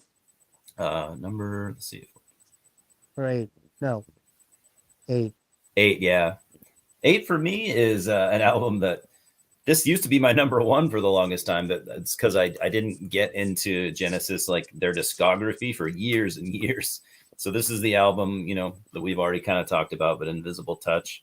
I just knew this as, to me, this was Genesis because I didn't know anything else. Sure. I like the cover too. I know a lot of people probably think it's stupid, but I kind of like it for some weird reason. And so this is a piece of history for me anyways, because this is the tape that I stole from my dad when I was a kid, and I still have it. But I still really does he enjoy know you have it? Does he know you have it? I don't think I ever told him. Ah. I mean, Land of Confusion is okay. In Too Deep is okay. There are some songs on here that are like horn pop that are totally skippable, horn pop. But I really like Domino because it's long and kind of extended. It's not super complex, but it's adventurous. I really like the Brazilian. You should throw that song on someday just by itself. It's just a cool. Yeah, I'm just not reminded. Yeah. Instrumental. There's no vocals. It's just cool synth music that you could, I don't know, maybe Tangerine Dream you could say, but it's probably in that vein. I really like the title track. I kind of like Tonight, especially the keyboard stuff at the beginning. His keyboard tones on this album are probably my favorite parts. Tonight always tricks me because I think it's gonna be in the air at night. Yeah, because it starts off with that. Starts off more or less that same long drony synth notes. Yeah, and I love that synth tone that he has on this album. But I don't know what he would have been using in that era. Yeah, I would have put this a lot higher, maybe 5 years ago. But now it is where it is, and I'm fine with it being my number 8. A lot of people are probably thinking that's way too fucking high, but that's where I got it. Totally get it, dude. I mean, like I said, when you come in on an album somewhere, that's where you come in and you're biased. And you're biased. Yeah, absolutely. Yeah. I mean, I'm trying to think of I'm pretty sure I came in on Death at Human, so that's my favorite Death album. I was trying to think of some more heavier bands. That's my favorite too, Human. Yeah. Like for Candlemass, I came in on Nightfall. Yeah. So I almost always although I really like Epicus Tumicus, it's close. I like all the Messiah albums. Oh yeah. So yeah, that's just how it kind of goes, man. Yep. So I don't look. I'm not gonna make fun of you or do we like what we like, and dude, I love the Pet Shop Boys, dude. I love the Pet Shop Boys. I know a lot of people that do. I've never heard them. Love a couple of their albums, man. Oh, you've heard a couple songs like It's a Sin. Yeah. They have some hits. Yeah. West End Girls or something. I fucking love them, and I don't give a shit what anyone thinks of that. Yeah. I love Flock of Seagulls, man. All their albums, not just the hit albums. I love that. Well, not all their albums. The later ones are kind of shitty, but I like the first album. I've only heard that. The first album's killer, man. Yeah. I'll tell you 2 other albums they have out. They have one out called The Story of a Young Heart that is fucking awesome. Huh. I'll check it out. That has More You Live, The More You Love, I believe, on it. Oh, okay. But it's also got The European, it's got The Dancer, it's got The Story of a Young Heart. So good. What's the other one with Photograph on it? God damn it. Visions? I'm not sure. You ever hear that song? If I had a photograph of you or something to remind me. I'm gonna have to delve into their first. Yeah, it's that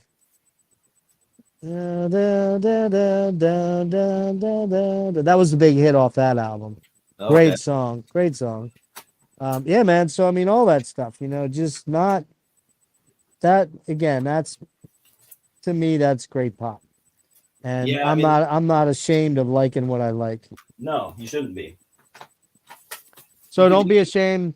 Don't be ashamed of Invisible Touch being at number 8. That's not a big deal. Yeah, nah. Just because if you're not being honest about something, then what is the point of talking about it? Right. So now we're at 7, right? Number 7, yeah. Pretty sure I went with and then there were 3. Yep, that's what you got as number 7. This is a sentimental album for me. It's my first album. So I really like it. It is their first forays into pop, for sure. It is their first forays into shorter song compositions, kind of deprogging, but not exactly. It is, I love the artwork on it. It's a cool album cover. I don't know why. Cool. Is that a Hypnosis cover? You'd have to look on there. I honestly don't know. Could that's be. What it brings to. That's what it does to me. Show it a minute. You have it?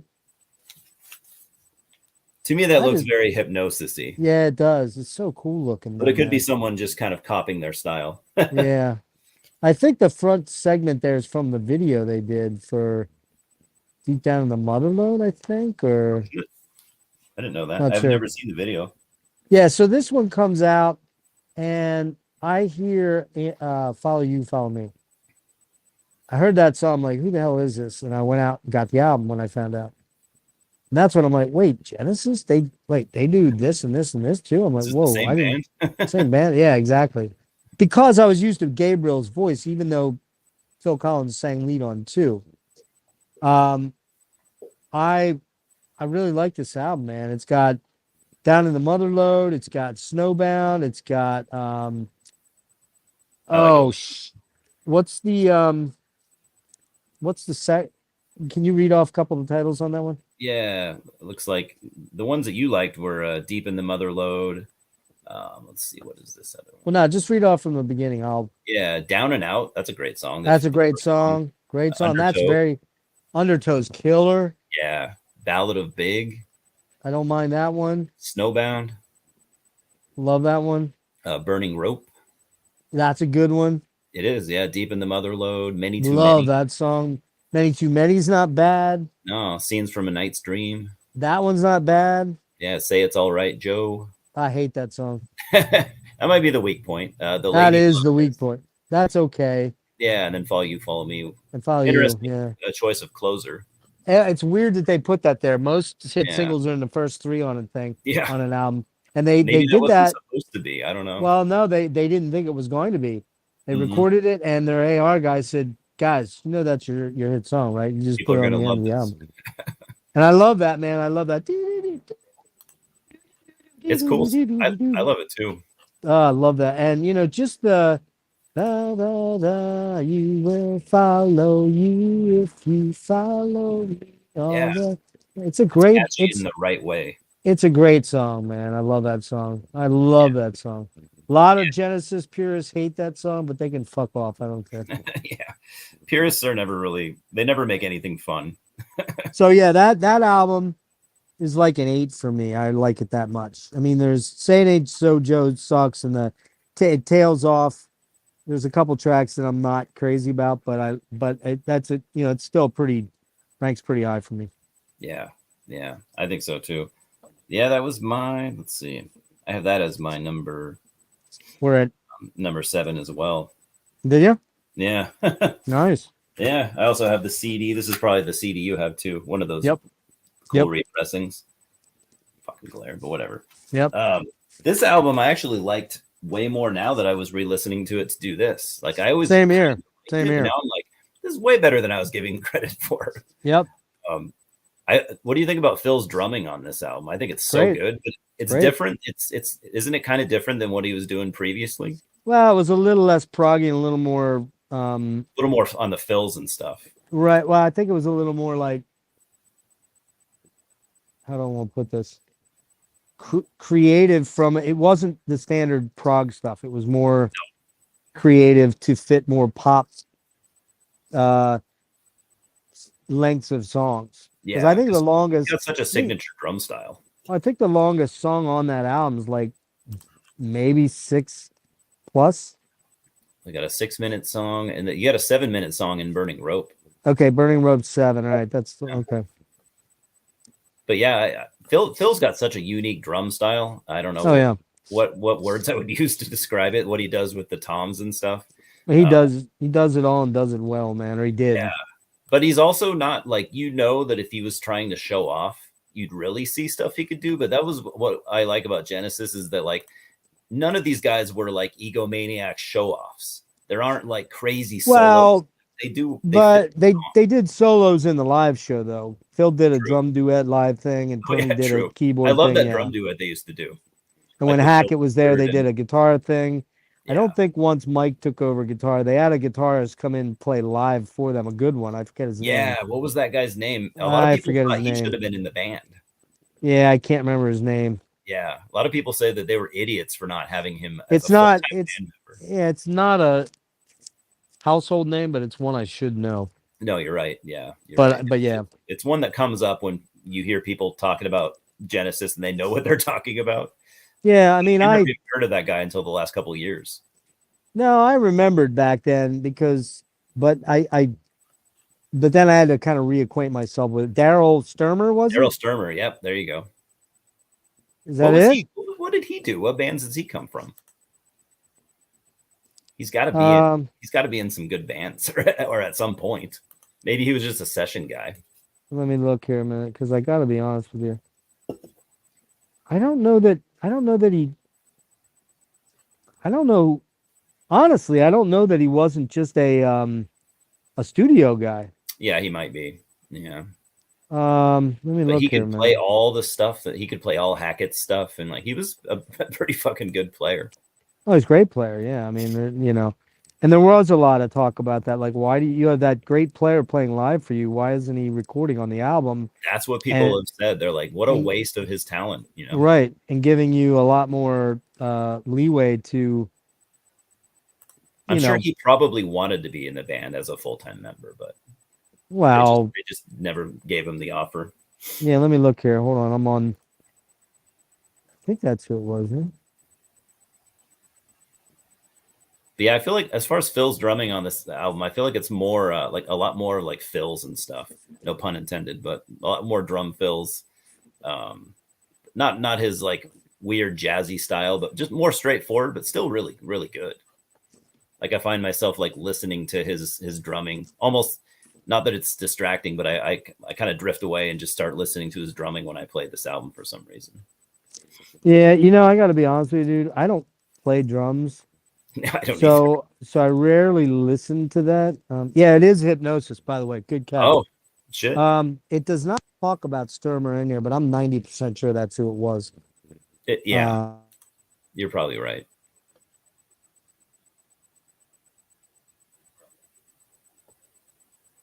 Yeah, hold on. Had that window up and lost myself. Okay, so yeah, man, good album, and not one I would be ever embarrassed about saying I like a lot.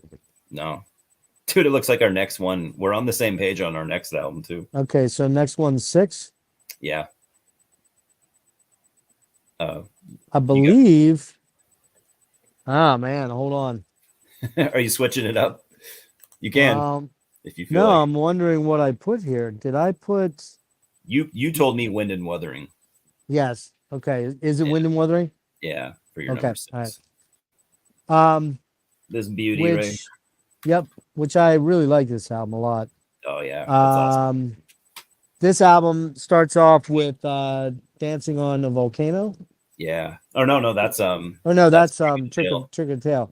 Which one? Oh, this starts out with the 11th Earl of Mars. 11th Earl of Mars, which I fucking love that, man. It's awesome. I love that keyboard in the beginning. Wow, wow, wow. And they would play this live. This was in their live set for a long time. Oh man, I love that fucking tune. So good. Yeah. I believe this has don't tell me. Your Own Special Way, right? Yep. I really like that song. It's hard not to like it. I like it. I grew up liking it from the 70s into the 80s, and it's just a great ballad. It's Phil at his best, ballady singing. Yeah. It's Mike Rutherford wrote it, I believe, and yep, it's just again, it's very British sounding in a weird way. It looks like Phil on this album. Phil wasn't writing a ton. He was writing some, but he's not all over the credits on all these songs. He's on like a third of the songs, it looks like, for songwriting.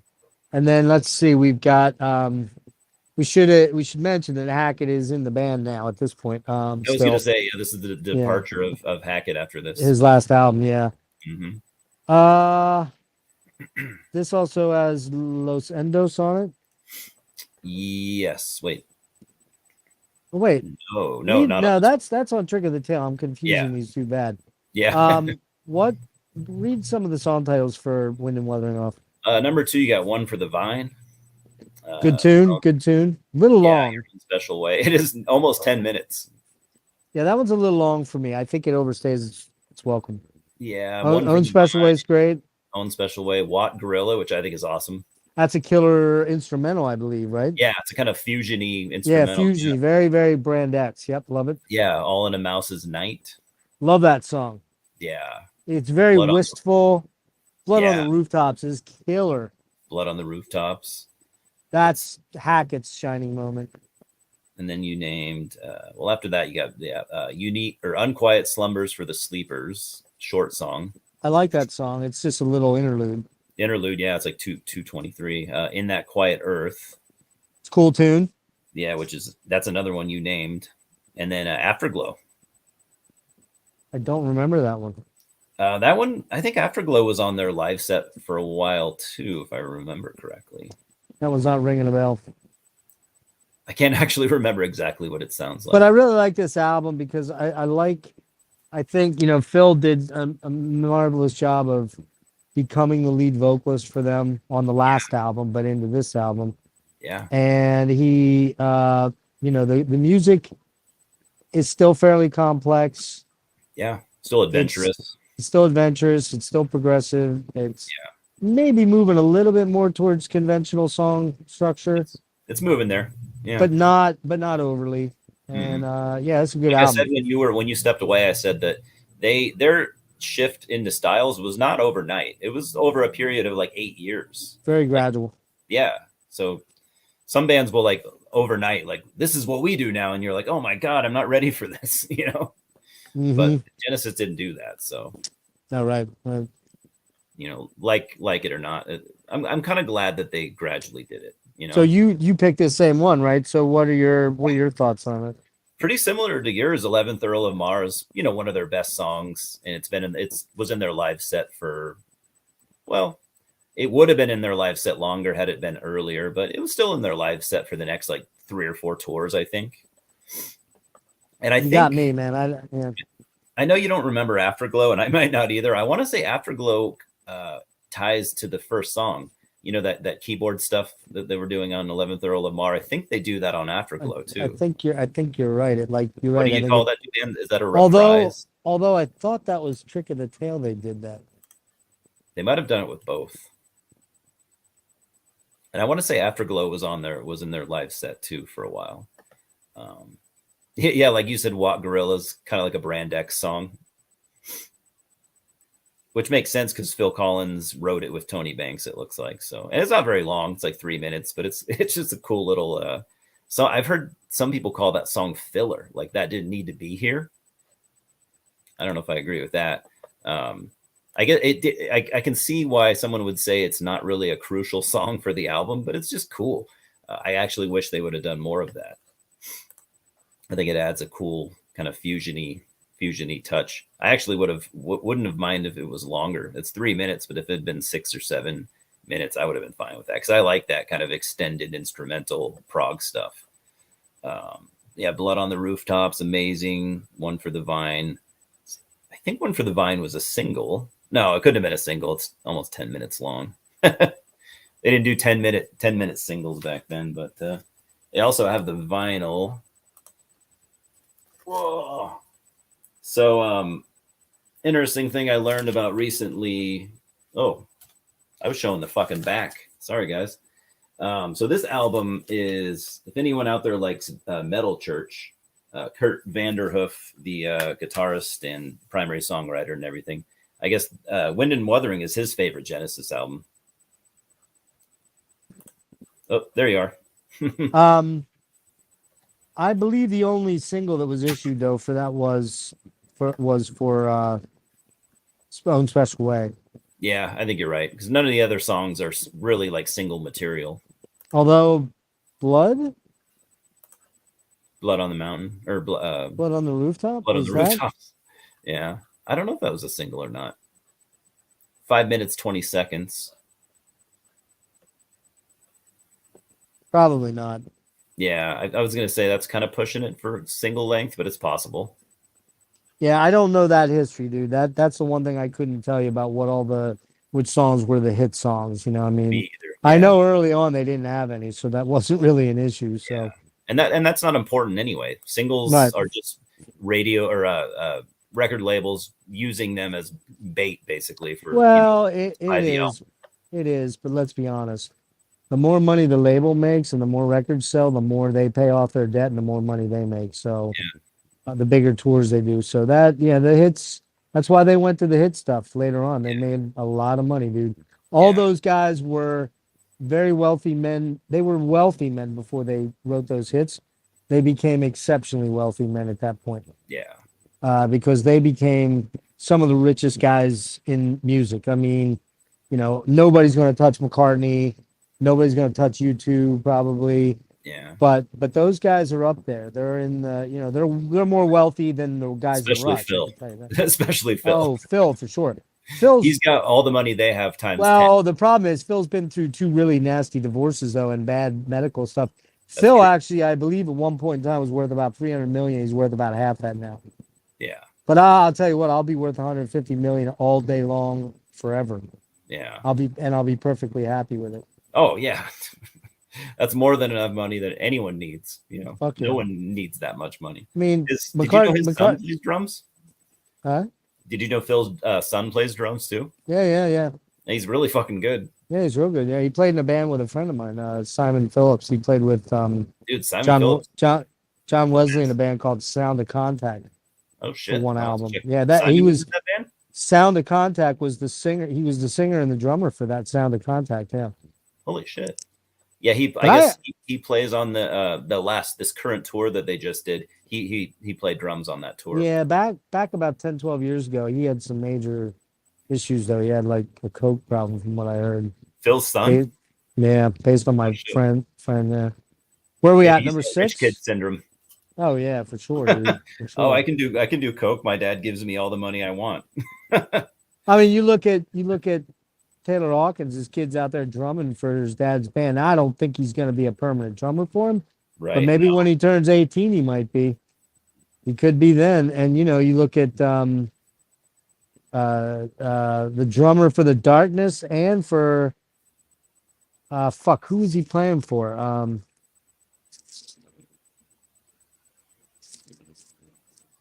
It's Roger Taylor's son. Oh, from Queen. His name's Rufus. He's in Rufus. he's in a couple of major bands, man. He's in the Darkness for one, but he's also in some other band too. I can't remember who the fuck it was. Oh, shit. Was he an original drummer for the Darkness? Like when they had that? No, I don't think so. I think he's too young for that. Oh, okay. But you know, he's Roger Taylor's kid. Yeah. That's not unusual. There's No. There's a lot of those guys out there. Neil Sean's kid, guitar player, Miles. Holy fucking shit. Really? Holy shit. Oh my God, he's good. Oh my God. Look him up on YouTube or eBay, man. Or not eBay, YouTube or Facebook. Oh, okay. Unfucking real player. Like Really? his dad. Yeah. Damn. I wonder if it runs in the family or Well, I would think so. his dad probably taught him from a young age too. Yeah. I would think so, yeah. Yeah. So where are we at? Number 6, I think? Number Or 5. 5. Yeah. Okay. 5, I believe. Want me to remind you? No, hold on a minute.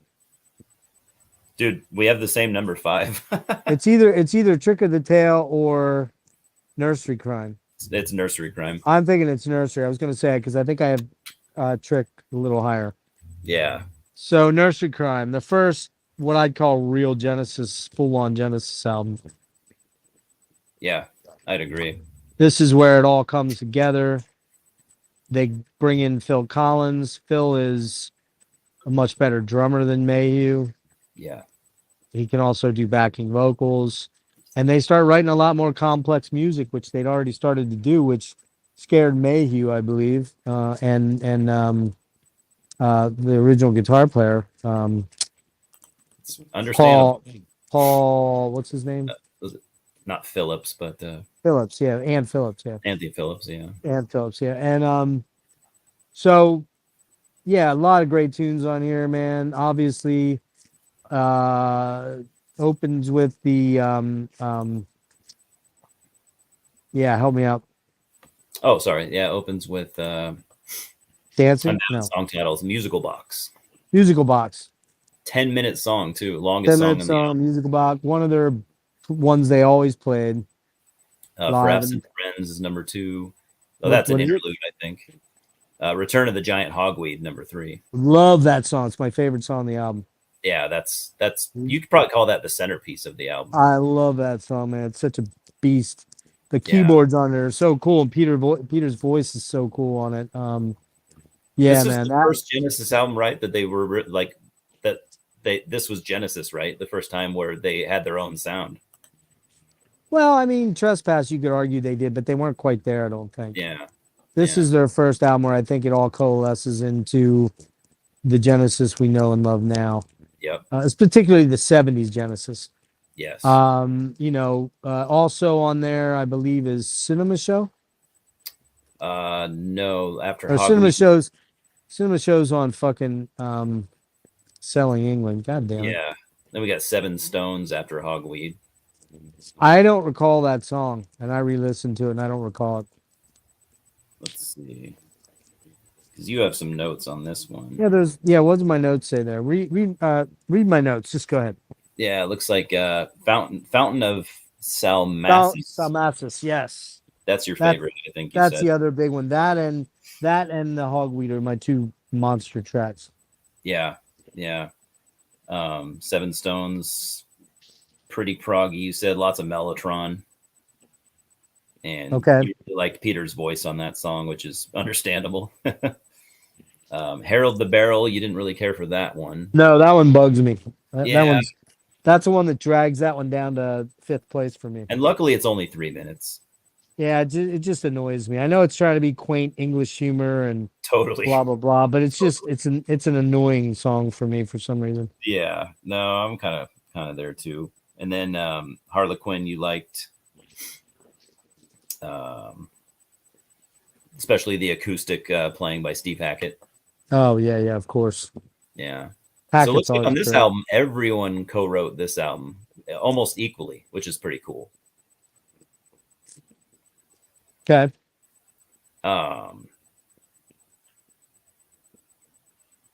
Yeah, Fountain of Some. That I like I how love it that has the song. longest songs as kind of bookends. Well, Yep. it's one of the longer songs. And again, the keyboards are so great because a lot of the other prog bands that you listen to, major prog bands, with the exception of Graaff and maybe Gentle Giant, a lot of the other prog bands are either sharing the limelight with the guitar or guitar centric. And early on, they were much more keyboard centric. Yeah. And then Hackett kind of came on as he went, but one of the reasons he left was he didn't feel like he was getting enough of his mark in these songs. And that's understandable. He's probably right. He had a lot of good ideas. Oh, he definitely was. Was. But Banks kind of ran the roost. Him and Mike Rutherford kind of ran the band at this point in time. Yeah. After especially and Peter. And they decided that, probably because Steve wasn't an original member, so they didn't maybe want to give him equal time. But and of course this is the album where they bring we did say that Hackett and Collins on. Yeah. This is a killer album, but they would do better. True. Yep. That's how I feel too. Because this is also my number 5. I didn't think we'd have so many similarities. But yeah, this is like the first real Genesis album. They were doing a lot of that acoustic, like people use the term pastoral, right?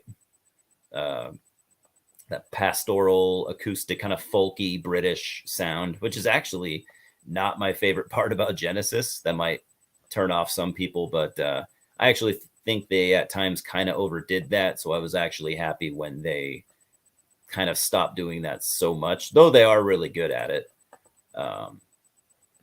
Yeah, talk about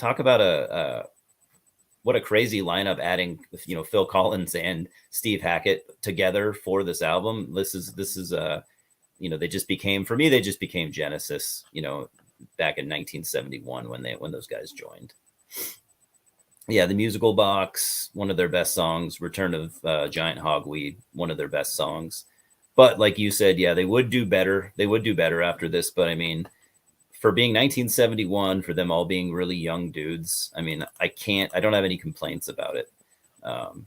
It's a killer album. And I mean, yeah, most people, if they were like, hey, where would you start with Genesis? I'd be like, well, the old classic Genesis. I'd probably be like, well, you really can't go wrong with any of the next 4 albums. No. But that one would kind of show where Genesis,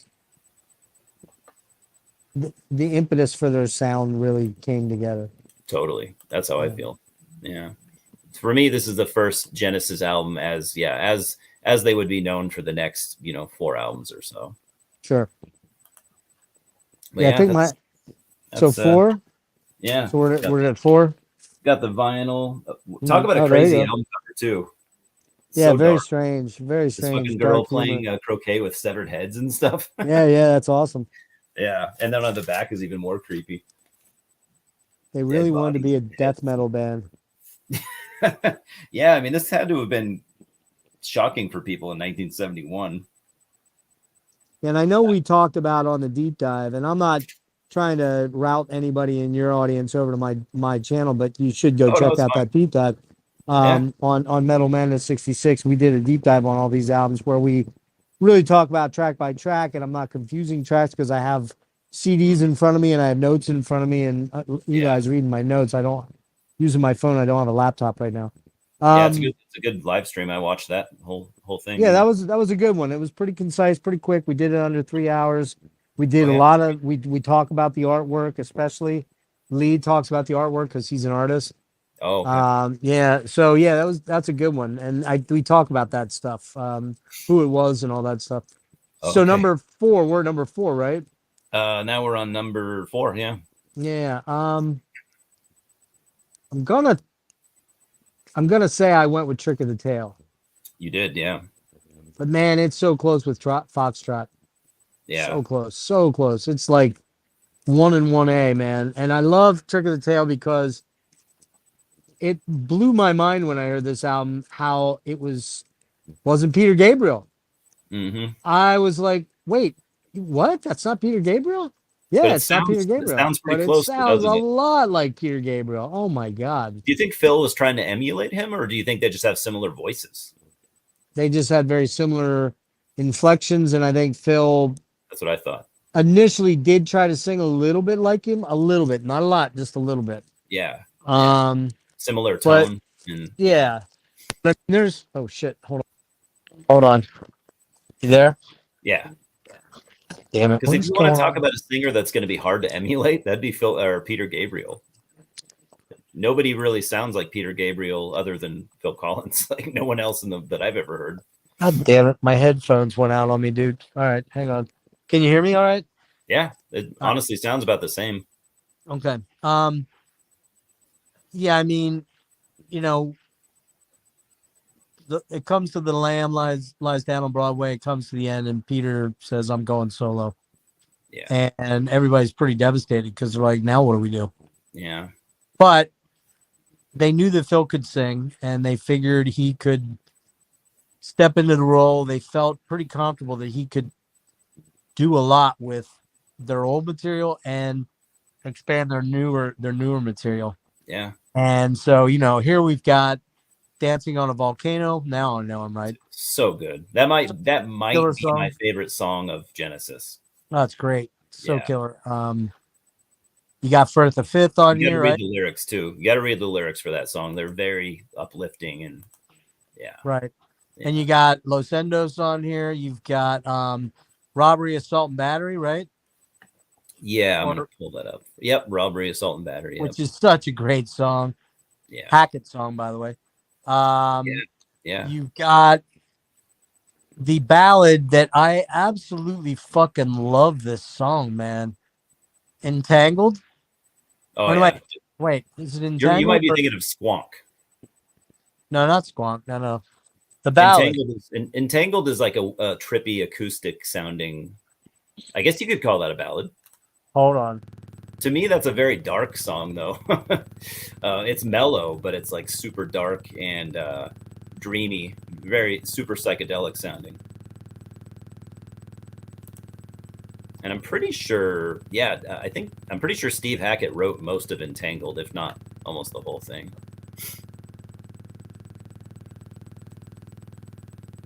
Squonk is kind of a ballad, though. I don't know.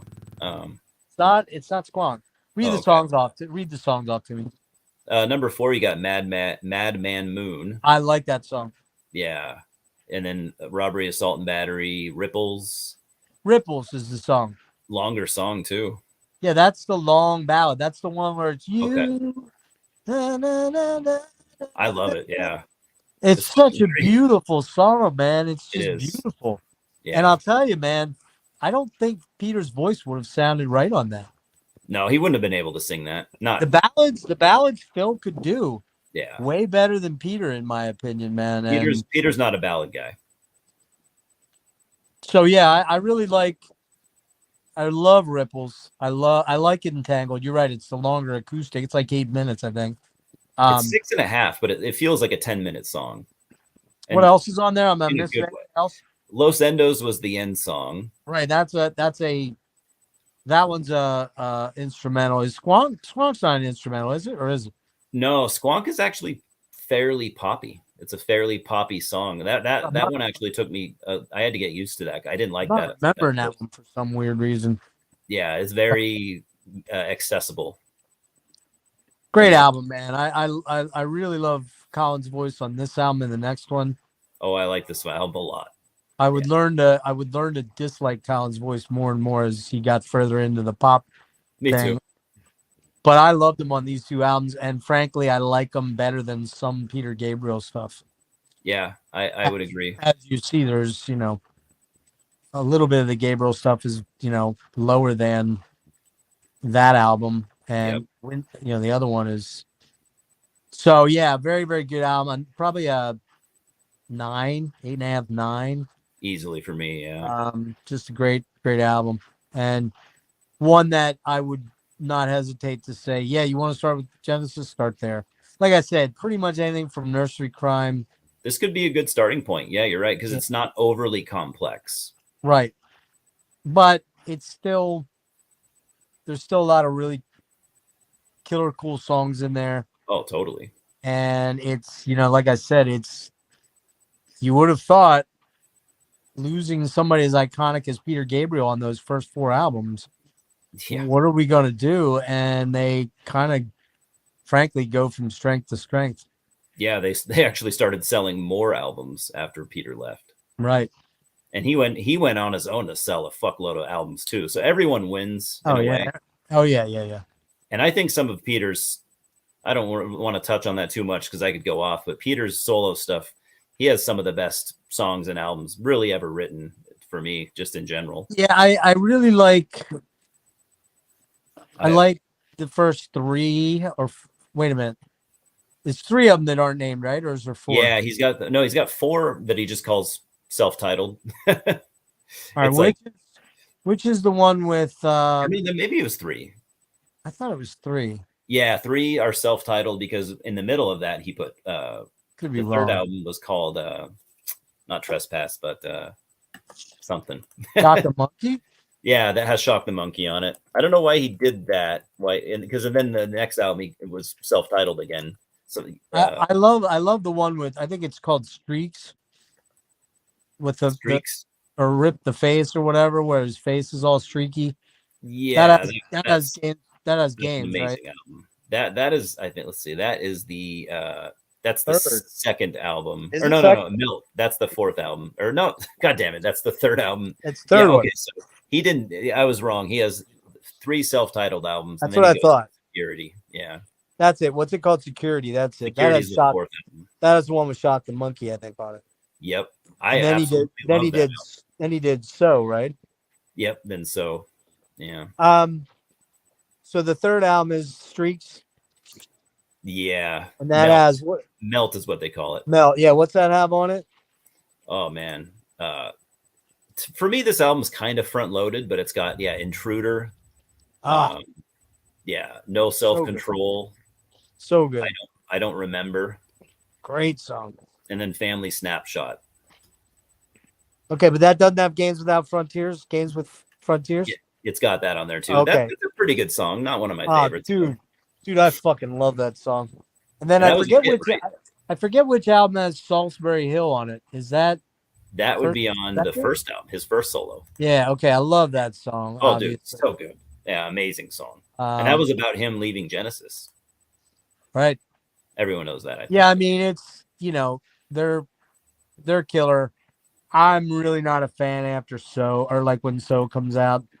It's just too many hits again, man. Too many big hits. And I mean, was Red Rain on there? Red Rain was on So, yeah. Yeah, I like that song.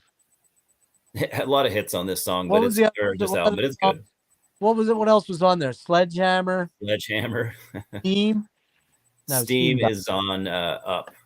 That's on Us. Yeah, Us. Right, Us, right. Yeah, I What like else Us is a on? lot. What else is on So that I can't recall? So we also have, let's see, Don't Give Up with Kate Bush. Okay, yeah, okay, I like that song. Yeah, it's great. Yeah, Mercy Street, I think, is Kate on that album or that eh, song too. eh, for Oh, I me. really like Mercy Street. Oh, it's got Big Time also. Oh I love Big Time. man, I don't know, dude. It's a, I it's it's a I really struggle. poppy song, but if you pay attention to the lyrics are amazing. I I just think they struggle kind with of that make album because it was just too many hits constantly played. Just like oh, it's a lot of hits. Yeah, In just Your like Eyes. yeah, In Your Eye, yeah. Oh yeah, yeah. Okay, that was.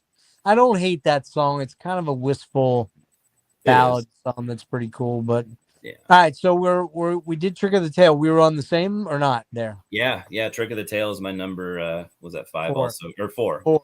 Yeah, That's one of the few that I couldn't find, but I have it on CD. But I'm gonna that be. It's gonna be yeah, interesting to see the next three here between us. yeah, it almost was my number one because I only really recently in the last couple of years started to like it as much as I do. I don't know why it took me some time. Really don't. But yeah, I like this. I can't believe I thought I had it higher, but apparently I didn't. It's kind of hard to put it higher than that, right? Oh shit, Pardon. dude. Oh, I fucked up. Yeah, Uh-oh. that's not my number five. One, two, three. No, my number five was Is your number? Nursery.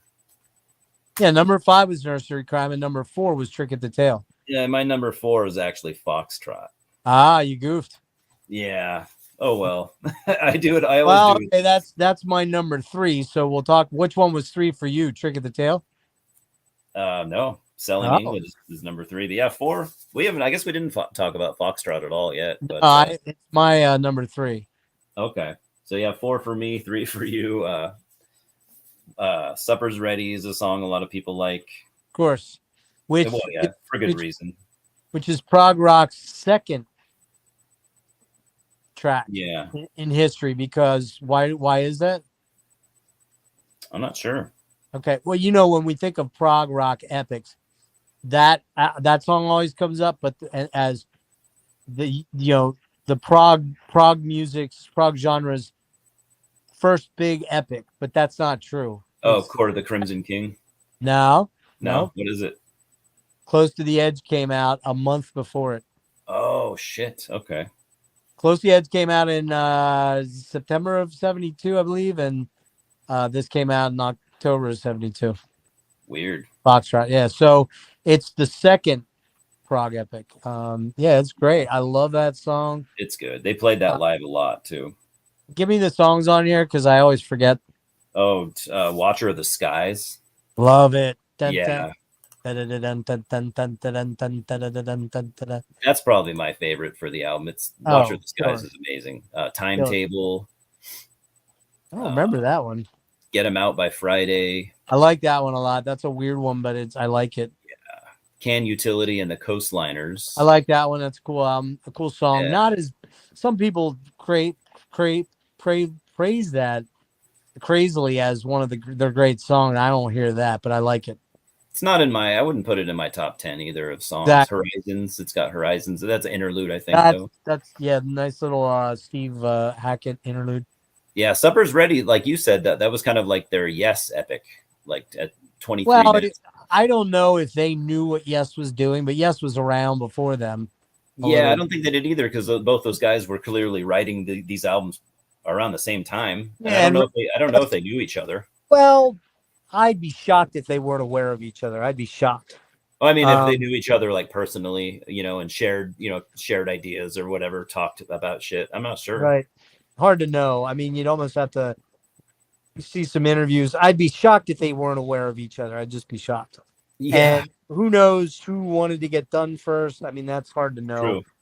True. They didn't. Genesis didn't write a ton of 23-minute songs. That wasn't really. No, their they didn't.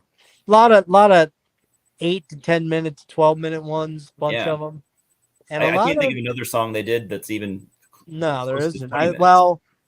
Fountain of Salmacis is pretty long. Yeah. Musical Box is pretty long. This was my number one album. Cinema Show is. What's that? At one point, this was my number one. It wasn't mine. It was 2 and 3, and then I actually bounced down to 4, and then I bounced it up over Trick of the Tail just because I felt like it deserved it a little bit. But It does. yeah, It's an important album. it's an important album. Absolutely, man. It's right there at the birth of the prog stuff. You know, you had Early prog. Yeah, you had Floyd and Vandergraff and King Crimson and Yes. I mean, they were the very early beginnings. Some German bands that were kind of True. in there a little bit too. I mean, you know, it was an important album. Yeah, it totally was. And I think today is its 50th anniversary. Oh shit! I could be wrong, but I'm pretty sure I'm right. Interesting. Let me see. Yeah, what October? Oh, I'm only seeing October, but yeah, okay. October 8th. Is it really? Wow, that's pretty cool. I'm 99% sure, and I have Mike Portnoy to thank for that because he put some on Instagram. Well, he would know. I never would have remembered. Yeah. Yeah, Mike would know better than anybody. Did you ever think, in the Court of the Crimson King, I've seen people say that's the first prog album. What do you think about that? Well, 69. Time-wise, it kind of was. Yeah. It came out, I believe, before the first Yes album which was more like a blues album. Yeah, I don't really like the first Yes album. The first Genesis album was you could call that prog. Maybe it's a stretch though. Nah, not the first album. Too much of a stretch. Yeah, too much. That's that Baroque pop. And then of course, when did Floyd put out Piper? Was it 68 or 69? Pink Floyd Floyd are easily one of the first. I was thinking it was 67 actually. Let's see. I think it's 67, but here's the deal. That first Pink Floyd album is not 67. That first Pink Floyd album is not a prog album at all. Dude, I can't really get into the early Floyd stuff. They didn't really start moving into prog until a little bit on Saucerful, and then more by Obscured by Clouds. And then really it was not till Metal that they really were full on prog, which I think Metal was 70, late 72. Do you see that there? Was Syd Barrett out of the band by then? Oh, yeah. Yeah. I'm not a big fan of Syd Barrett's stuff, to be honest. Well, it's pretty weird. Yeah, I can appreciate it. When did Metal come out in 72 or Metal came out in 71. Okay, late 71, though. Okay, so there's an argument that Floyd may have been there before even Genesis, and of course, Floyd's brand of prog was more. They have their own style altogether. Well, it was more psychedelic than prog. I mean, it was more space rock. Exactly. But I would argue that either Floyd or Crimson were the first two. But they weren't really how we think of prog now. I don't really know that they're the finest ambassadors of it. They had their own thing altogether. Yeah.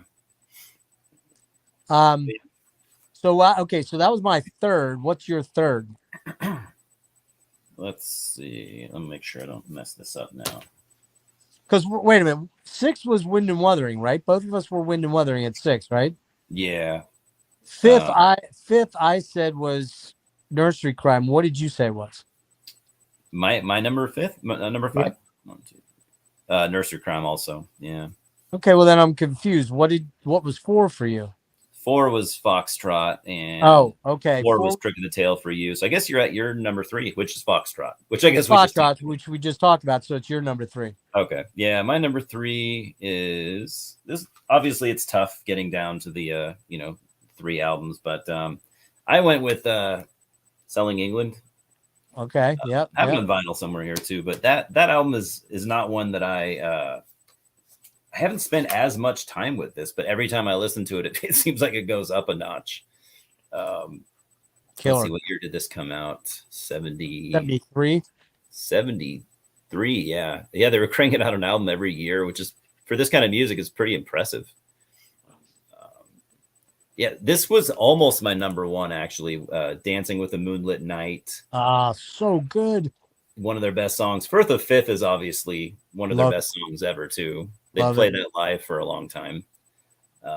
Yeah, More Fools. Why does it say? Okay, yeah, More Fools, More Fool Me has Phil singing on this on that That's song. right. He did sing on that, and that's the ballad. Yeah, was that? So he sang that while Peter was Um, still in the band. if I That's kind remember of the cool. if I remember the story correctly, Mike Rutherford wrote it, and he's like, Peter can't sing this, but I think Phil wants to give it a shot. Tony Banks said, I think Phil could do that, and I hear something there. I think we should go with that, and that's True. how it ended up rolling out. Yeah, Peter That's probably wasn't. when they realized that, like, oh shit, our drummer's really good at Yeah, singing. well, no, they knew he was a good background singer, so they knew Yeah, he. true. But they really felt like he could take on the mantle of being a lead singer on this song because the ballad lent itself well to his vocals, and it did. Yeah, that was probably the seed of them realizing that, like, I don't know if they were getting ready for Peter to leave, but maybe they were thinking that, like, holy fuck, we have two good singers in our Oh band. no, that not at that time. They didn't know he was No, leaving. not in 72. Yeah, no. Peter, that wasn't even probably even talked about for another couple of years. Battle of Epping Forest, that's a cool song. Oh God, that song's so good. And I believe that's a Lord of the Rings thing, I believe. Yep. Yeah. And that is super prog nerdy, man, but it's so good. Way before black metal bands were talking about Lord of the Rings. Well, Genesis were already doing yeah, it. who knows? I mean, I don't know. I mean, Zeppelin wrote about it on Yeah, it's true. Led, Zeppelin had Led tons of Zeppelin, Tolkien stuff. Led Zeppelin 2, which was 69, Yeah, 70. 69, I They think. did Ramble On, which they mentioned Mordor and Yeah. Gollum and the Evil One. Yeah, so Yeah. they're not first on that train. How could you not? Yeah, how could you not write epic songs, based on epic stories? After the Ordeal, the Cinema Show, Isle of Plenty. Cinema Show's killer. After Um, the Ordeal is good, really good. This is my second, by the way. how do you feel about what I said earlier about I'm not the biggest fan of when they're doing that like pastoral folky thing. I think for me they kind of did that a little too much early on. I like that. I do like Yeah, that. I mean that's like a What big it part of kind their of sound. kind of what sets them apart from a lot of the other than maybe Yes, Yeah, like it's very very Crimson never British. passed pastoral. Gentle Giant didn't really do pastoral. You Peter Hamill never did pastoral, man. His shit was straight up fucking I'm frightening at okay. times. I'd be Yeah. okay with that. I'm trying to think of who else. Yes had some They did. pastoral moments, but Yes was definitely mining some unique ground, man. I mean, they were doing a lot of pretty out there shit, and they had a guitar player that was kind of a phenom for that era. Not that Hackett wasn't really good because he was, but in the 70s, I remember I still have some magazines, I think, late 70s, 78, 79. Yeah. Steve Howe was like a top 3 guitar player all the time until the very late 70s when suddenly you had guys like Eddie, Yeah. Steve Ingve. wasn't interested in playing super technical and flashy. He just had a No, really cool style. but I'll tell you what, right now, Steve Howe can do stuff on the guitar that Eddie probably couldn't have. He could probably do some stuff that Ingve couldn't. Yeah. So, you got to be careful when you're. Because it was so unique, his Yeah, styles. the middle era, the middle period before Eddie came on the scene in 78. I remember Alex Lifeson was always a top 5-3 guitar player He in is for those me. days. Rick Emmett, too, was another one from Triumph, Dude, Rick Emmett's great. Oh, Yeah. fucking love Rick Emmett. Met Rick Emmett, hung out with him for 10, 15 minutes. What a guy. Pretty What a underrated too. I mean, come on. guy. Not for people that know. Yeah, yeah. Guitar Underrated, players I guess, in the know. mainstream, right? Yeah, guitar Yeah. players know. There's a lot of people that don't know. It's like Yeah. Frank Marino. People that don't know Frank Marino have no clue what the fuck that guy could do. Yeah. Frank Marino was blazing fast in the early 70s. Like, frankly, Way ahead I of his time. He was I at least don't I 5 don't years ahead of his time. well, I don't think there was anybody playing as fast as Frank Marino in the early 70s. Yeah. That guy in the mid 70s, that guy was just fucking blazing, man. Now he didn't get into the tapping and the sweep picking stuff that Ingve did and the tapping like Eddie did and all that. But I'm telling you right now, there's nobody could shred pentatonic blues like Frank, and still could until the last couple of years when his shoulder fucked up on him. But yeah, those that know. Those that don't know, they don't know. It's true. They don't know. They don't know what they're missing. He's not a household name. Oh man, that's one I've been wanting desperately to do is a Frank Marino Mahogany Rush, but nobody I know knows him. Like I don't know him very well either. I only know a little bit. None of my friends know him. Trying to think if anyone knows him. Chuck might a little bit. My friend John Comiskey knows him, but not super good. Yeah, there's like nobody I know knows him. Yeah. So it's like if I do him, I'd almost have to do it all by myself because you might. Or force somebody. Rick might know him a little bit, but you know. But anyway, so yeah, Selling England. You know, it was their biggest selling album to that point. They had the one song on there. What was it called? Your Own Special Way, right? Yeah. Which was their first bona fide hit. Their first bona fide was it radio really? Hit. It was their first. Yep, their first hit. Yep. Now back then, I don't know how big it was or how much it sold, but it was, it certainly sold that album quite a bit for sure. Oh wait, Your Own Special Way. That's off a different album. What's the song off? That's Selling on Fox. No, wait. I'm bad with song titles sometimes. Yeah, Selling England. Why am I missing this one? It's the one that Phil sings. Yeah, we were just talking about it, weren't we? Yeah, you said the name of it. Did you lose it already? It's on the vinyl. Oh yeah, more Fool Me. Okay, that's not what I'm thinking about. Start at the beginning and read those songs. On Supper's Ready, yeah, we got Dancing with the Moonlit Night, I Know What I Like in Your Wardrobe. That's it right there. That's it right there. That was their first. That was their first hit. I know what I like. Wait, what album is that? That's on Selling England. Yeah, so that was their first hit. You got me confused, bro. You had me all going all over because you're like, wait, and I'm thinking, wait, their first hit wasn't until all the way up till Wind and Wuthering. No, yeah, that'd be a little late, wouldn't it? No, I knew that, but I knew you're right. Own Special Way is on Wind and Wuthering, but the I Know What I Like was the first big hit song they wrote, and I do think Peter sings on that though. I think Tim and Bill sing on it. Yeah. Yeah, he does. So yeah, great album, man. I mean, usually one I reach for pretty regularly. It's so good. Every time I listen to it, I'm like, I like it more and more. So who knows? It could be my number one at some point. Right. It started as my number one, but I switched it at the last second. Yeah. Did you talk about Foxtrot yet? Yeah, I did. That was number 3 for me. Okay. Yeah, I forget. We're kind of sandwiching in because some of our numbers are the same. Well, number 2 for you then was what? My number 2 is Trick of the Tail. Okay, there you go. Yeah. That was my number 1, but then I went through this phase where I was listening to The Lamb. Well, obviously, no spoilers there, but I started listening to that a ton, and I just that album just kind of enveloped me. But yeah, I love Trick of the Tail. Like that first song, Dancing with the Volcano, might be my favorite Genesis song. So good. Like it's not their most complex song. Nothing on this album is their most complex stuff, but it does straddle the line really, really well. Dude, have you ever watched on YouTube? Have you ever watched stuff from this tour? May have. I don't recall. Yeah, Bill Bruford was on drums for that tour. Oh, that's right. It's Bruford so fucking good. That's right. Bruford came in and played. Dude, yeah. If you're ever bored one day, yeah, look it up. Just watch that tour. It's such a killer tour. I think they might have played the album in its entirety. I can't remember. I forgot Bruford stepped in and played. Why was that? Because Phil he just wanted to sing on that tour.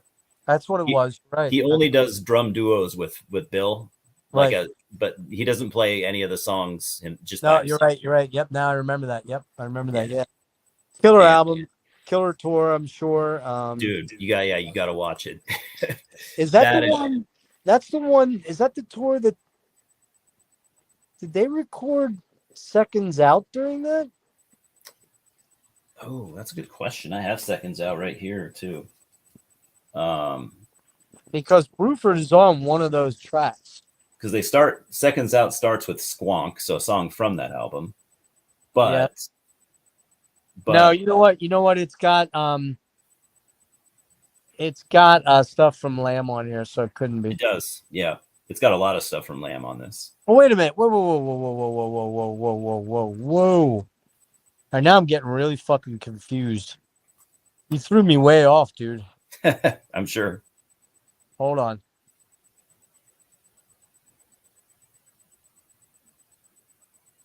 Where is that? Okay. All right. So yeah, I'm screwing up. I'm thinking this is the last Gabriel album, and it's not. It's the Lamb's the last one. Yep. But there are songs on Seconds Out which were recorded. I guess they would have been recorded during the Lamb tour. Seconds Out looks like this came out in 77. No, it was a majority was recorded during Wind and Wuthering. There you go. So, and the Trick of the Tail. So that makes sense then that Bill Bruford was playing. And I know Bruford is on.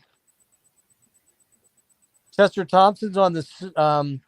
He plays, and Bruford plays on the Cinema Show only. Really? Yep. Oh, okay. Yep. So he was just for me, special guest. Yeah, right. So for me, you already talked about Trick of the Tail. Was there anything additional you wanted to throw in there? Not too much, just other than Dance on a Volcano, Seeking into Entangled. That's just like my favorite 1-2 punch, maybe on any album ever. Wow. I love the lyrics. Dance on a Volcano, the lyrics, I used to read them all the time because they're so uplifting. And Entangled was actually written when Steve Hackett was in the hospital. I can't remember what it was for, but he was in the hospital and he wrote that while he was like laying on his bed. And so if you read the lyrics, that's all about like doctors ripping you off and stuff. Like I didn't know that. I did not know that.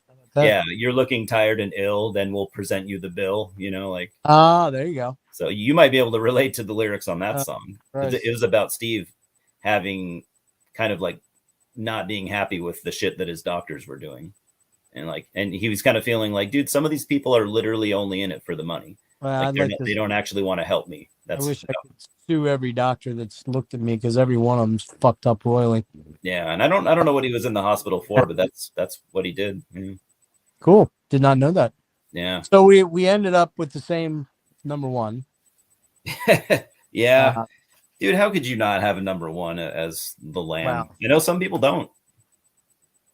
Nah, it's just such an amazing album. Conceptually, it's probably it's certainly one of the greatest, if not the greatest conceptual albums. Although I don't put a lot of stock into that because it's not like they repeat themes over and over. I don't either.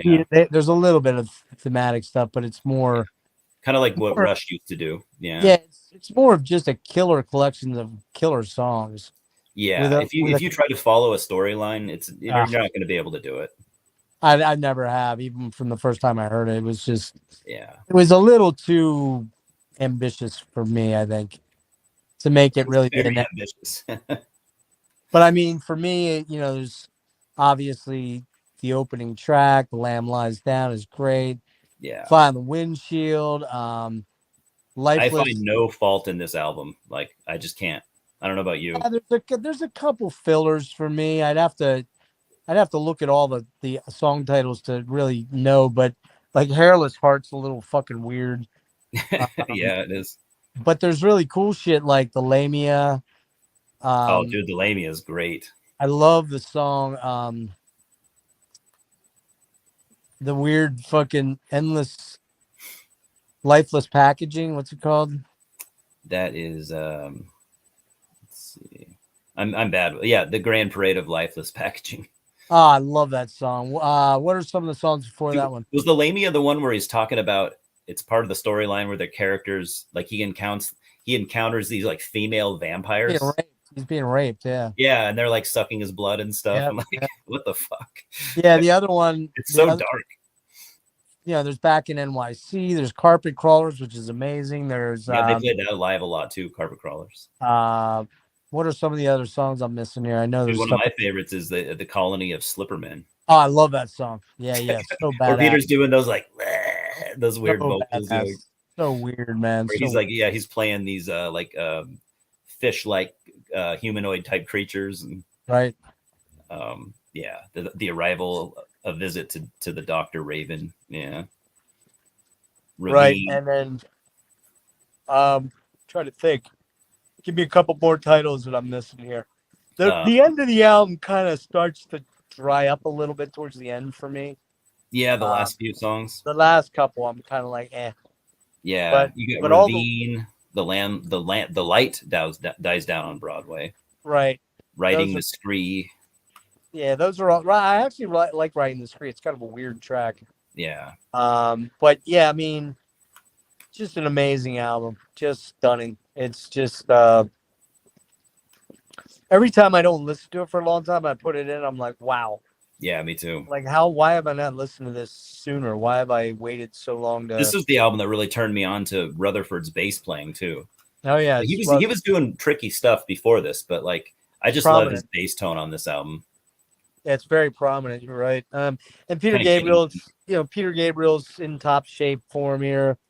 doing You know, his theatrical shit that he loves doing so much, and right, and he's off the chain on that. yeah, And I mean, it's just if you like progressive rock music, you have no reason not to love this album.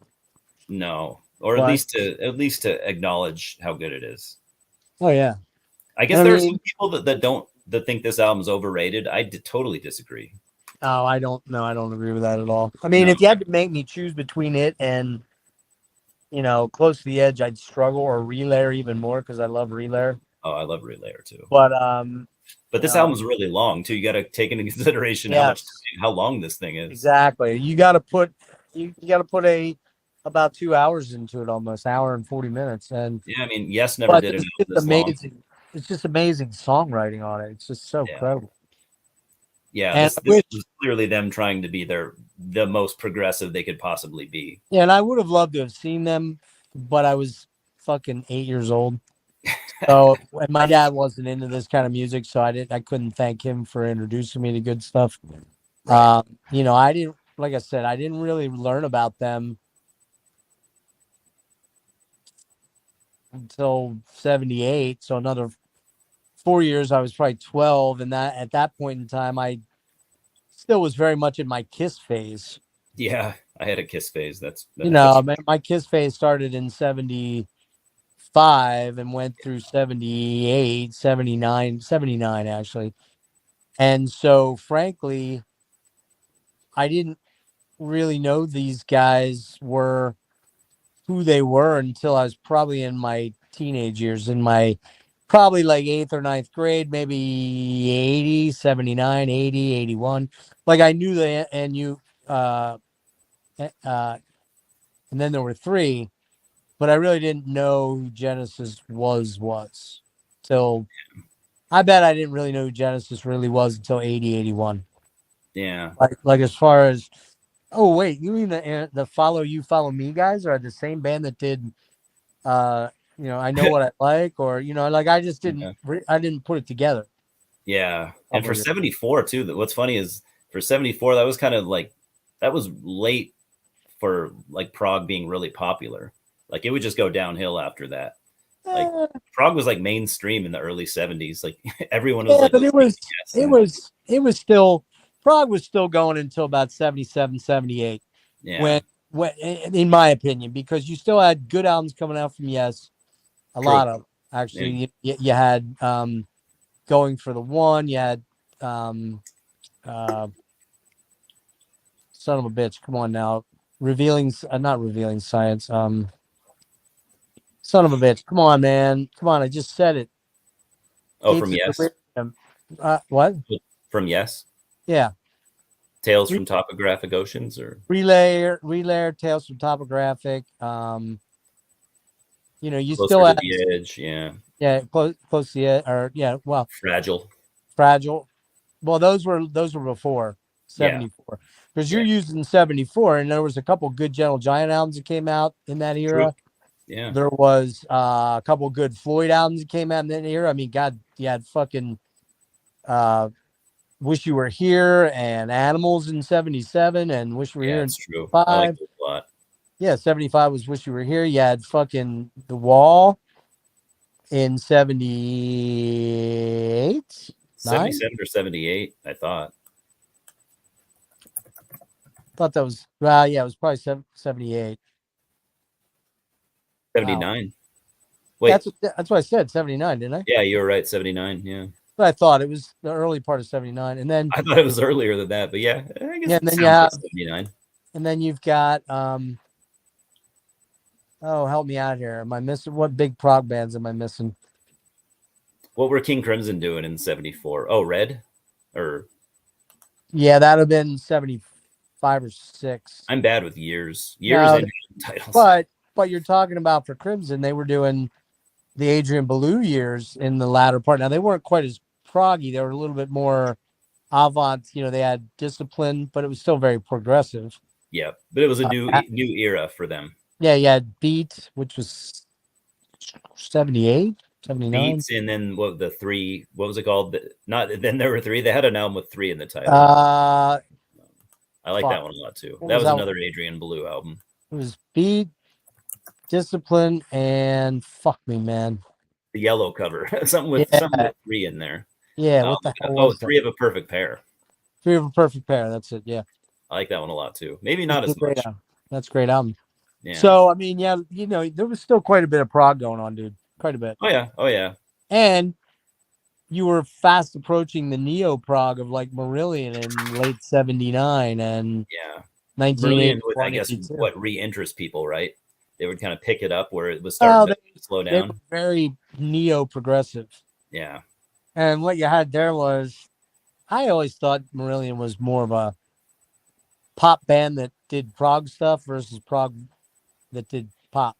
They were definitely more poppy for prog. Well, they wrote songs like in a unique way, though. Oh yeah, dude, I love that band, man. Oh, and I'm kind of a noob to Marillion, so yeah. I gotta go watch my deep dive with Lee. Let's see, I did watch part of it. Yeah, I need to finish it because that's another band that I'm trying to get into right now, so that would be helpful. We only talk about the Fish here stuff. We talk a little bit about Hogarth. There's some good albums there, but we don't get too deep into that. People seem pretty hit and miss on the Hogarth. For starters, there's just too many albums, and a good half of them just aren't that great. Yeah. You ever listen to any Steve Hackett's solo stuff? I have a couple albums. I don't really gravitate to it a lot. Yeah. But it's good. His first album is really good. It's basically a Genesis album. It's got most of the Genesis guys play on it.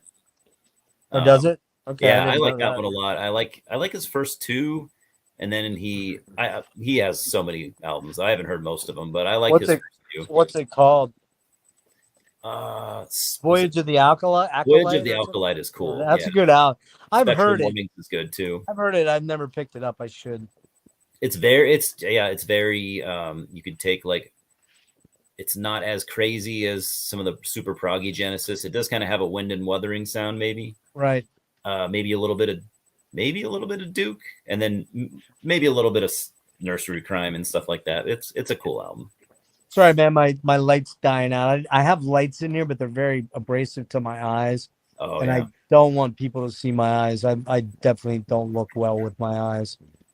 So I use this soft light, and I got to get some batteries for it. Yeah. But yeah, man. So I mean, the Lamb is just an incredible album, and it's a pinnacle of their career. And man, I wish I could have seen it, but dude, that would have been insane. Too young. I missed a lot of, to someone like you, it's 25 years, but 15 years newer. But I mean, my first concert was 1979, Kiss. Yeah. For Dynasty. My second concert, you probably heard this, was Rush for Permanent Waves. Yeah. It's like, wow. Mind-blowing. It's like, wow, man. Seriously? And my first would have actually been, no, it would have been my second, would have been Triumph for Progressions of Power tour, but cool. with UFO opening. Wow. and I pissed my mom off. I yelled something at her from down the street, and she had like bat-like hearing and heard that I probably said something like "fuck you, bitch" or something like when I was like 12, And she got rid of my tickets. Oh no. Yep, didn't get to go. Oh shit. I told that story to Rick. He laughed his ass off. He's like, "You're kidding, man." It is pretty funny. Yeah.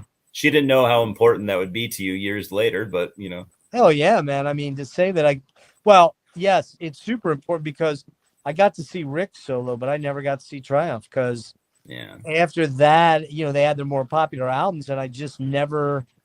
Man, there's weird things that I just don't understand. Not seeing Queen before Freddie died, that was one of them.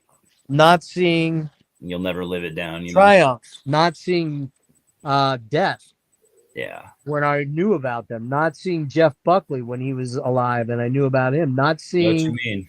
not seeing David Bowie of all things. I'm like the massivest David Bowie fan. Yeah. I passed up on seeing Rush one time because I couldn't make it, but that was my last chance to ever see them.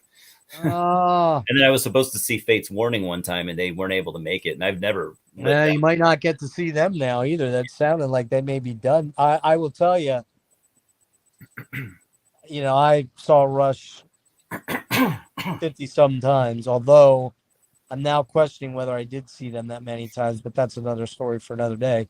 Yeah. But, having seen them so many times and getting to see them in their final tour. Yeah. Time Machine, R30, I would go all the way back to Permanent Waves, but then my next tour wasn't until Grace Under Pressure, or no, Power Windows. I saw twice, and then I saw Grace Under Pressure once, but then from that point forward, I started seeing them 3 and 4 times a time. So like when they came for Hold Your Fire, I saw them 4 times. For Presto, I saw them like 3. For what was it called? One of my least favorite albums. There's Roll the Bones. I saw them like 3 times. I don't like Roll the Bones either. I love 3 songs off the album, and then there's it has a few good songs. Yeah. Oh, dude, Ghost of a Chance, Bravado. Yeah. Bravado is one of the most. Wait, was Bravado on there? No, I think so. Or was that on Counterparts? No, Bravado is on. Hold on. I bring that out once in a while. I think Bravado is on Ghost, or not Ghost. Come on, man. Roll the Bone or Roll the Bones. Yeah. Yeah, I think it's on there. I love Bravado, dude. That's what I'm remembering, anyways. Yeah. That song. Hang on, I'll look it up here real quick. I should know my Rush stuff like the back of my hands. If I'm starting to have problems with that, that means I probably need to get into it's Roll the Bones. Damn, I can't believe I even. Yeah, and then Test for Echo. Like I really can't stand that song at all. I'm album. not a fan of that album. It's just boring to me. I like 3 or 4 songs. I like Test for Echo. I like Driven. I like what's the really not Resist. Well, I like Resist, but what's the really I kind of like the title track, I guess. Wait, is it Resist? Is it the one that goes, I can learn to I think so. That is a pretty good song, actually. Those are good lyrics. I think it's Resist. That's a beautiful song. Yeah. Some good lyrics by Neil. But there's a lot of crappy songs like Carve Away the Stone and Dog Years and Limbo. Limbo's okay because it's an instrumental. And it's just kind of like, it's just them playing stripped down hard rock. And it's and I didn't really like riff based, I don't know. I didn't fall in love with Vapor Trails either. There's a couple good songs on it, but I don't love it. I don't really love Snakes and Arrows. I like 4 or 5 good songs. I love the last album. The last album's amazing. Yeah, that was a good return to form for them. Good production, super good sounding album. Oh God, the Garden on there is so incredible. That was the best thing they'd done in decades, probably. Dude, that was their best album, I think, for me personally, since Counterparts, and it was better than Counterparts. Yeah. I love Counterparts is great. So, yeah, well, anyways, dude, we did it, man. we did. Yeah. Got through it, and damn, it's Probably. almost 3 hours. Yeah. Not too bad for 15 albums, Well, that's because you got a big mouth Yeah. amongst you. Yeah. I gotta use the bathroom, so I'll probably have to wrap this up. But I've been trying to drink 2 Red Bulls during this. So. Oh shit, yeah, man, you got to piss. We're gonna. It sounds like we're gonna do a stream on my channel around 9:30, 10. Cool. I'll check it out. If you feel like jumping on, let me know and I'll send you a link. But Okay. probably gonna be like, I think it's only gonna be a couple of us. It's gonna be me and Serge. I think Chuck might jump on a little later. Sounds like Nick's gonna jump on from Thralls, and I think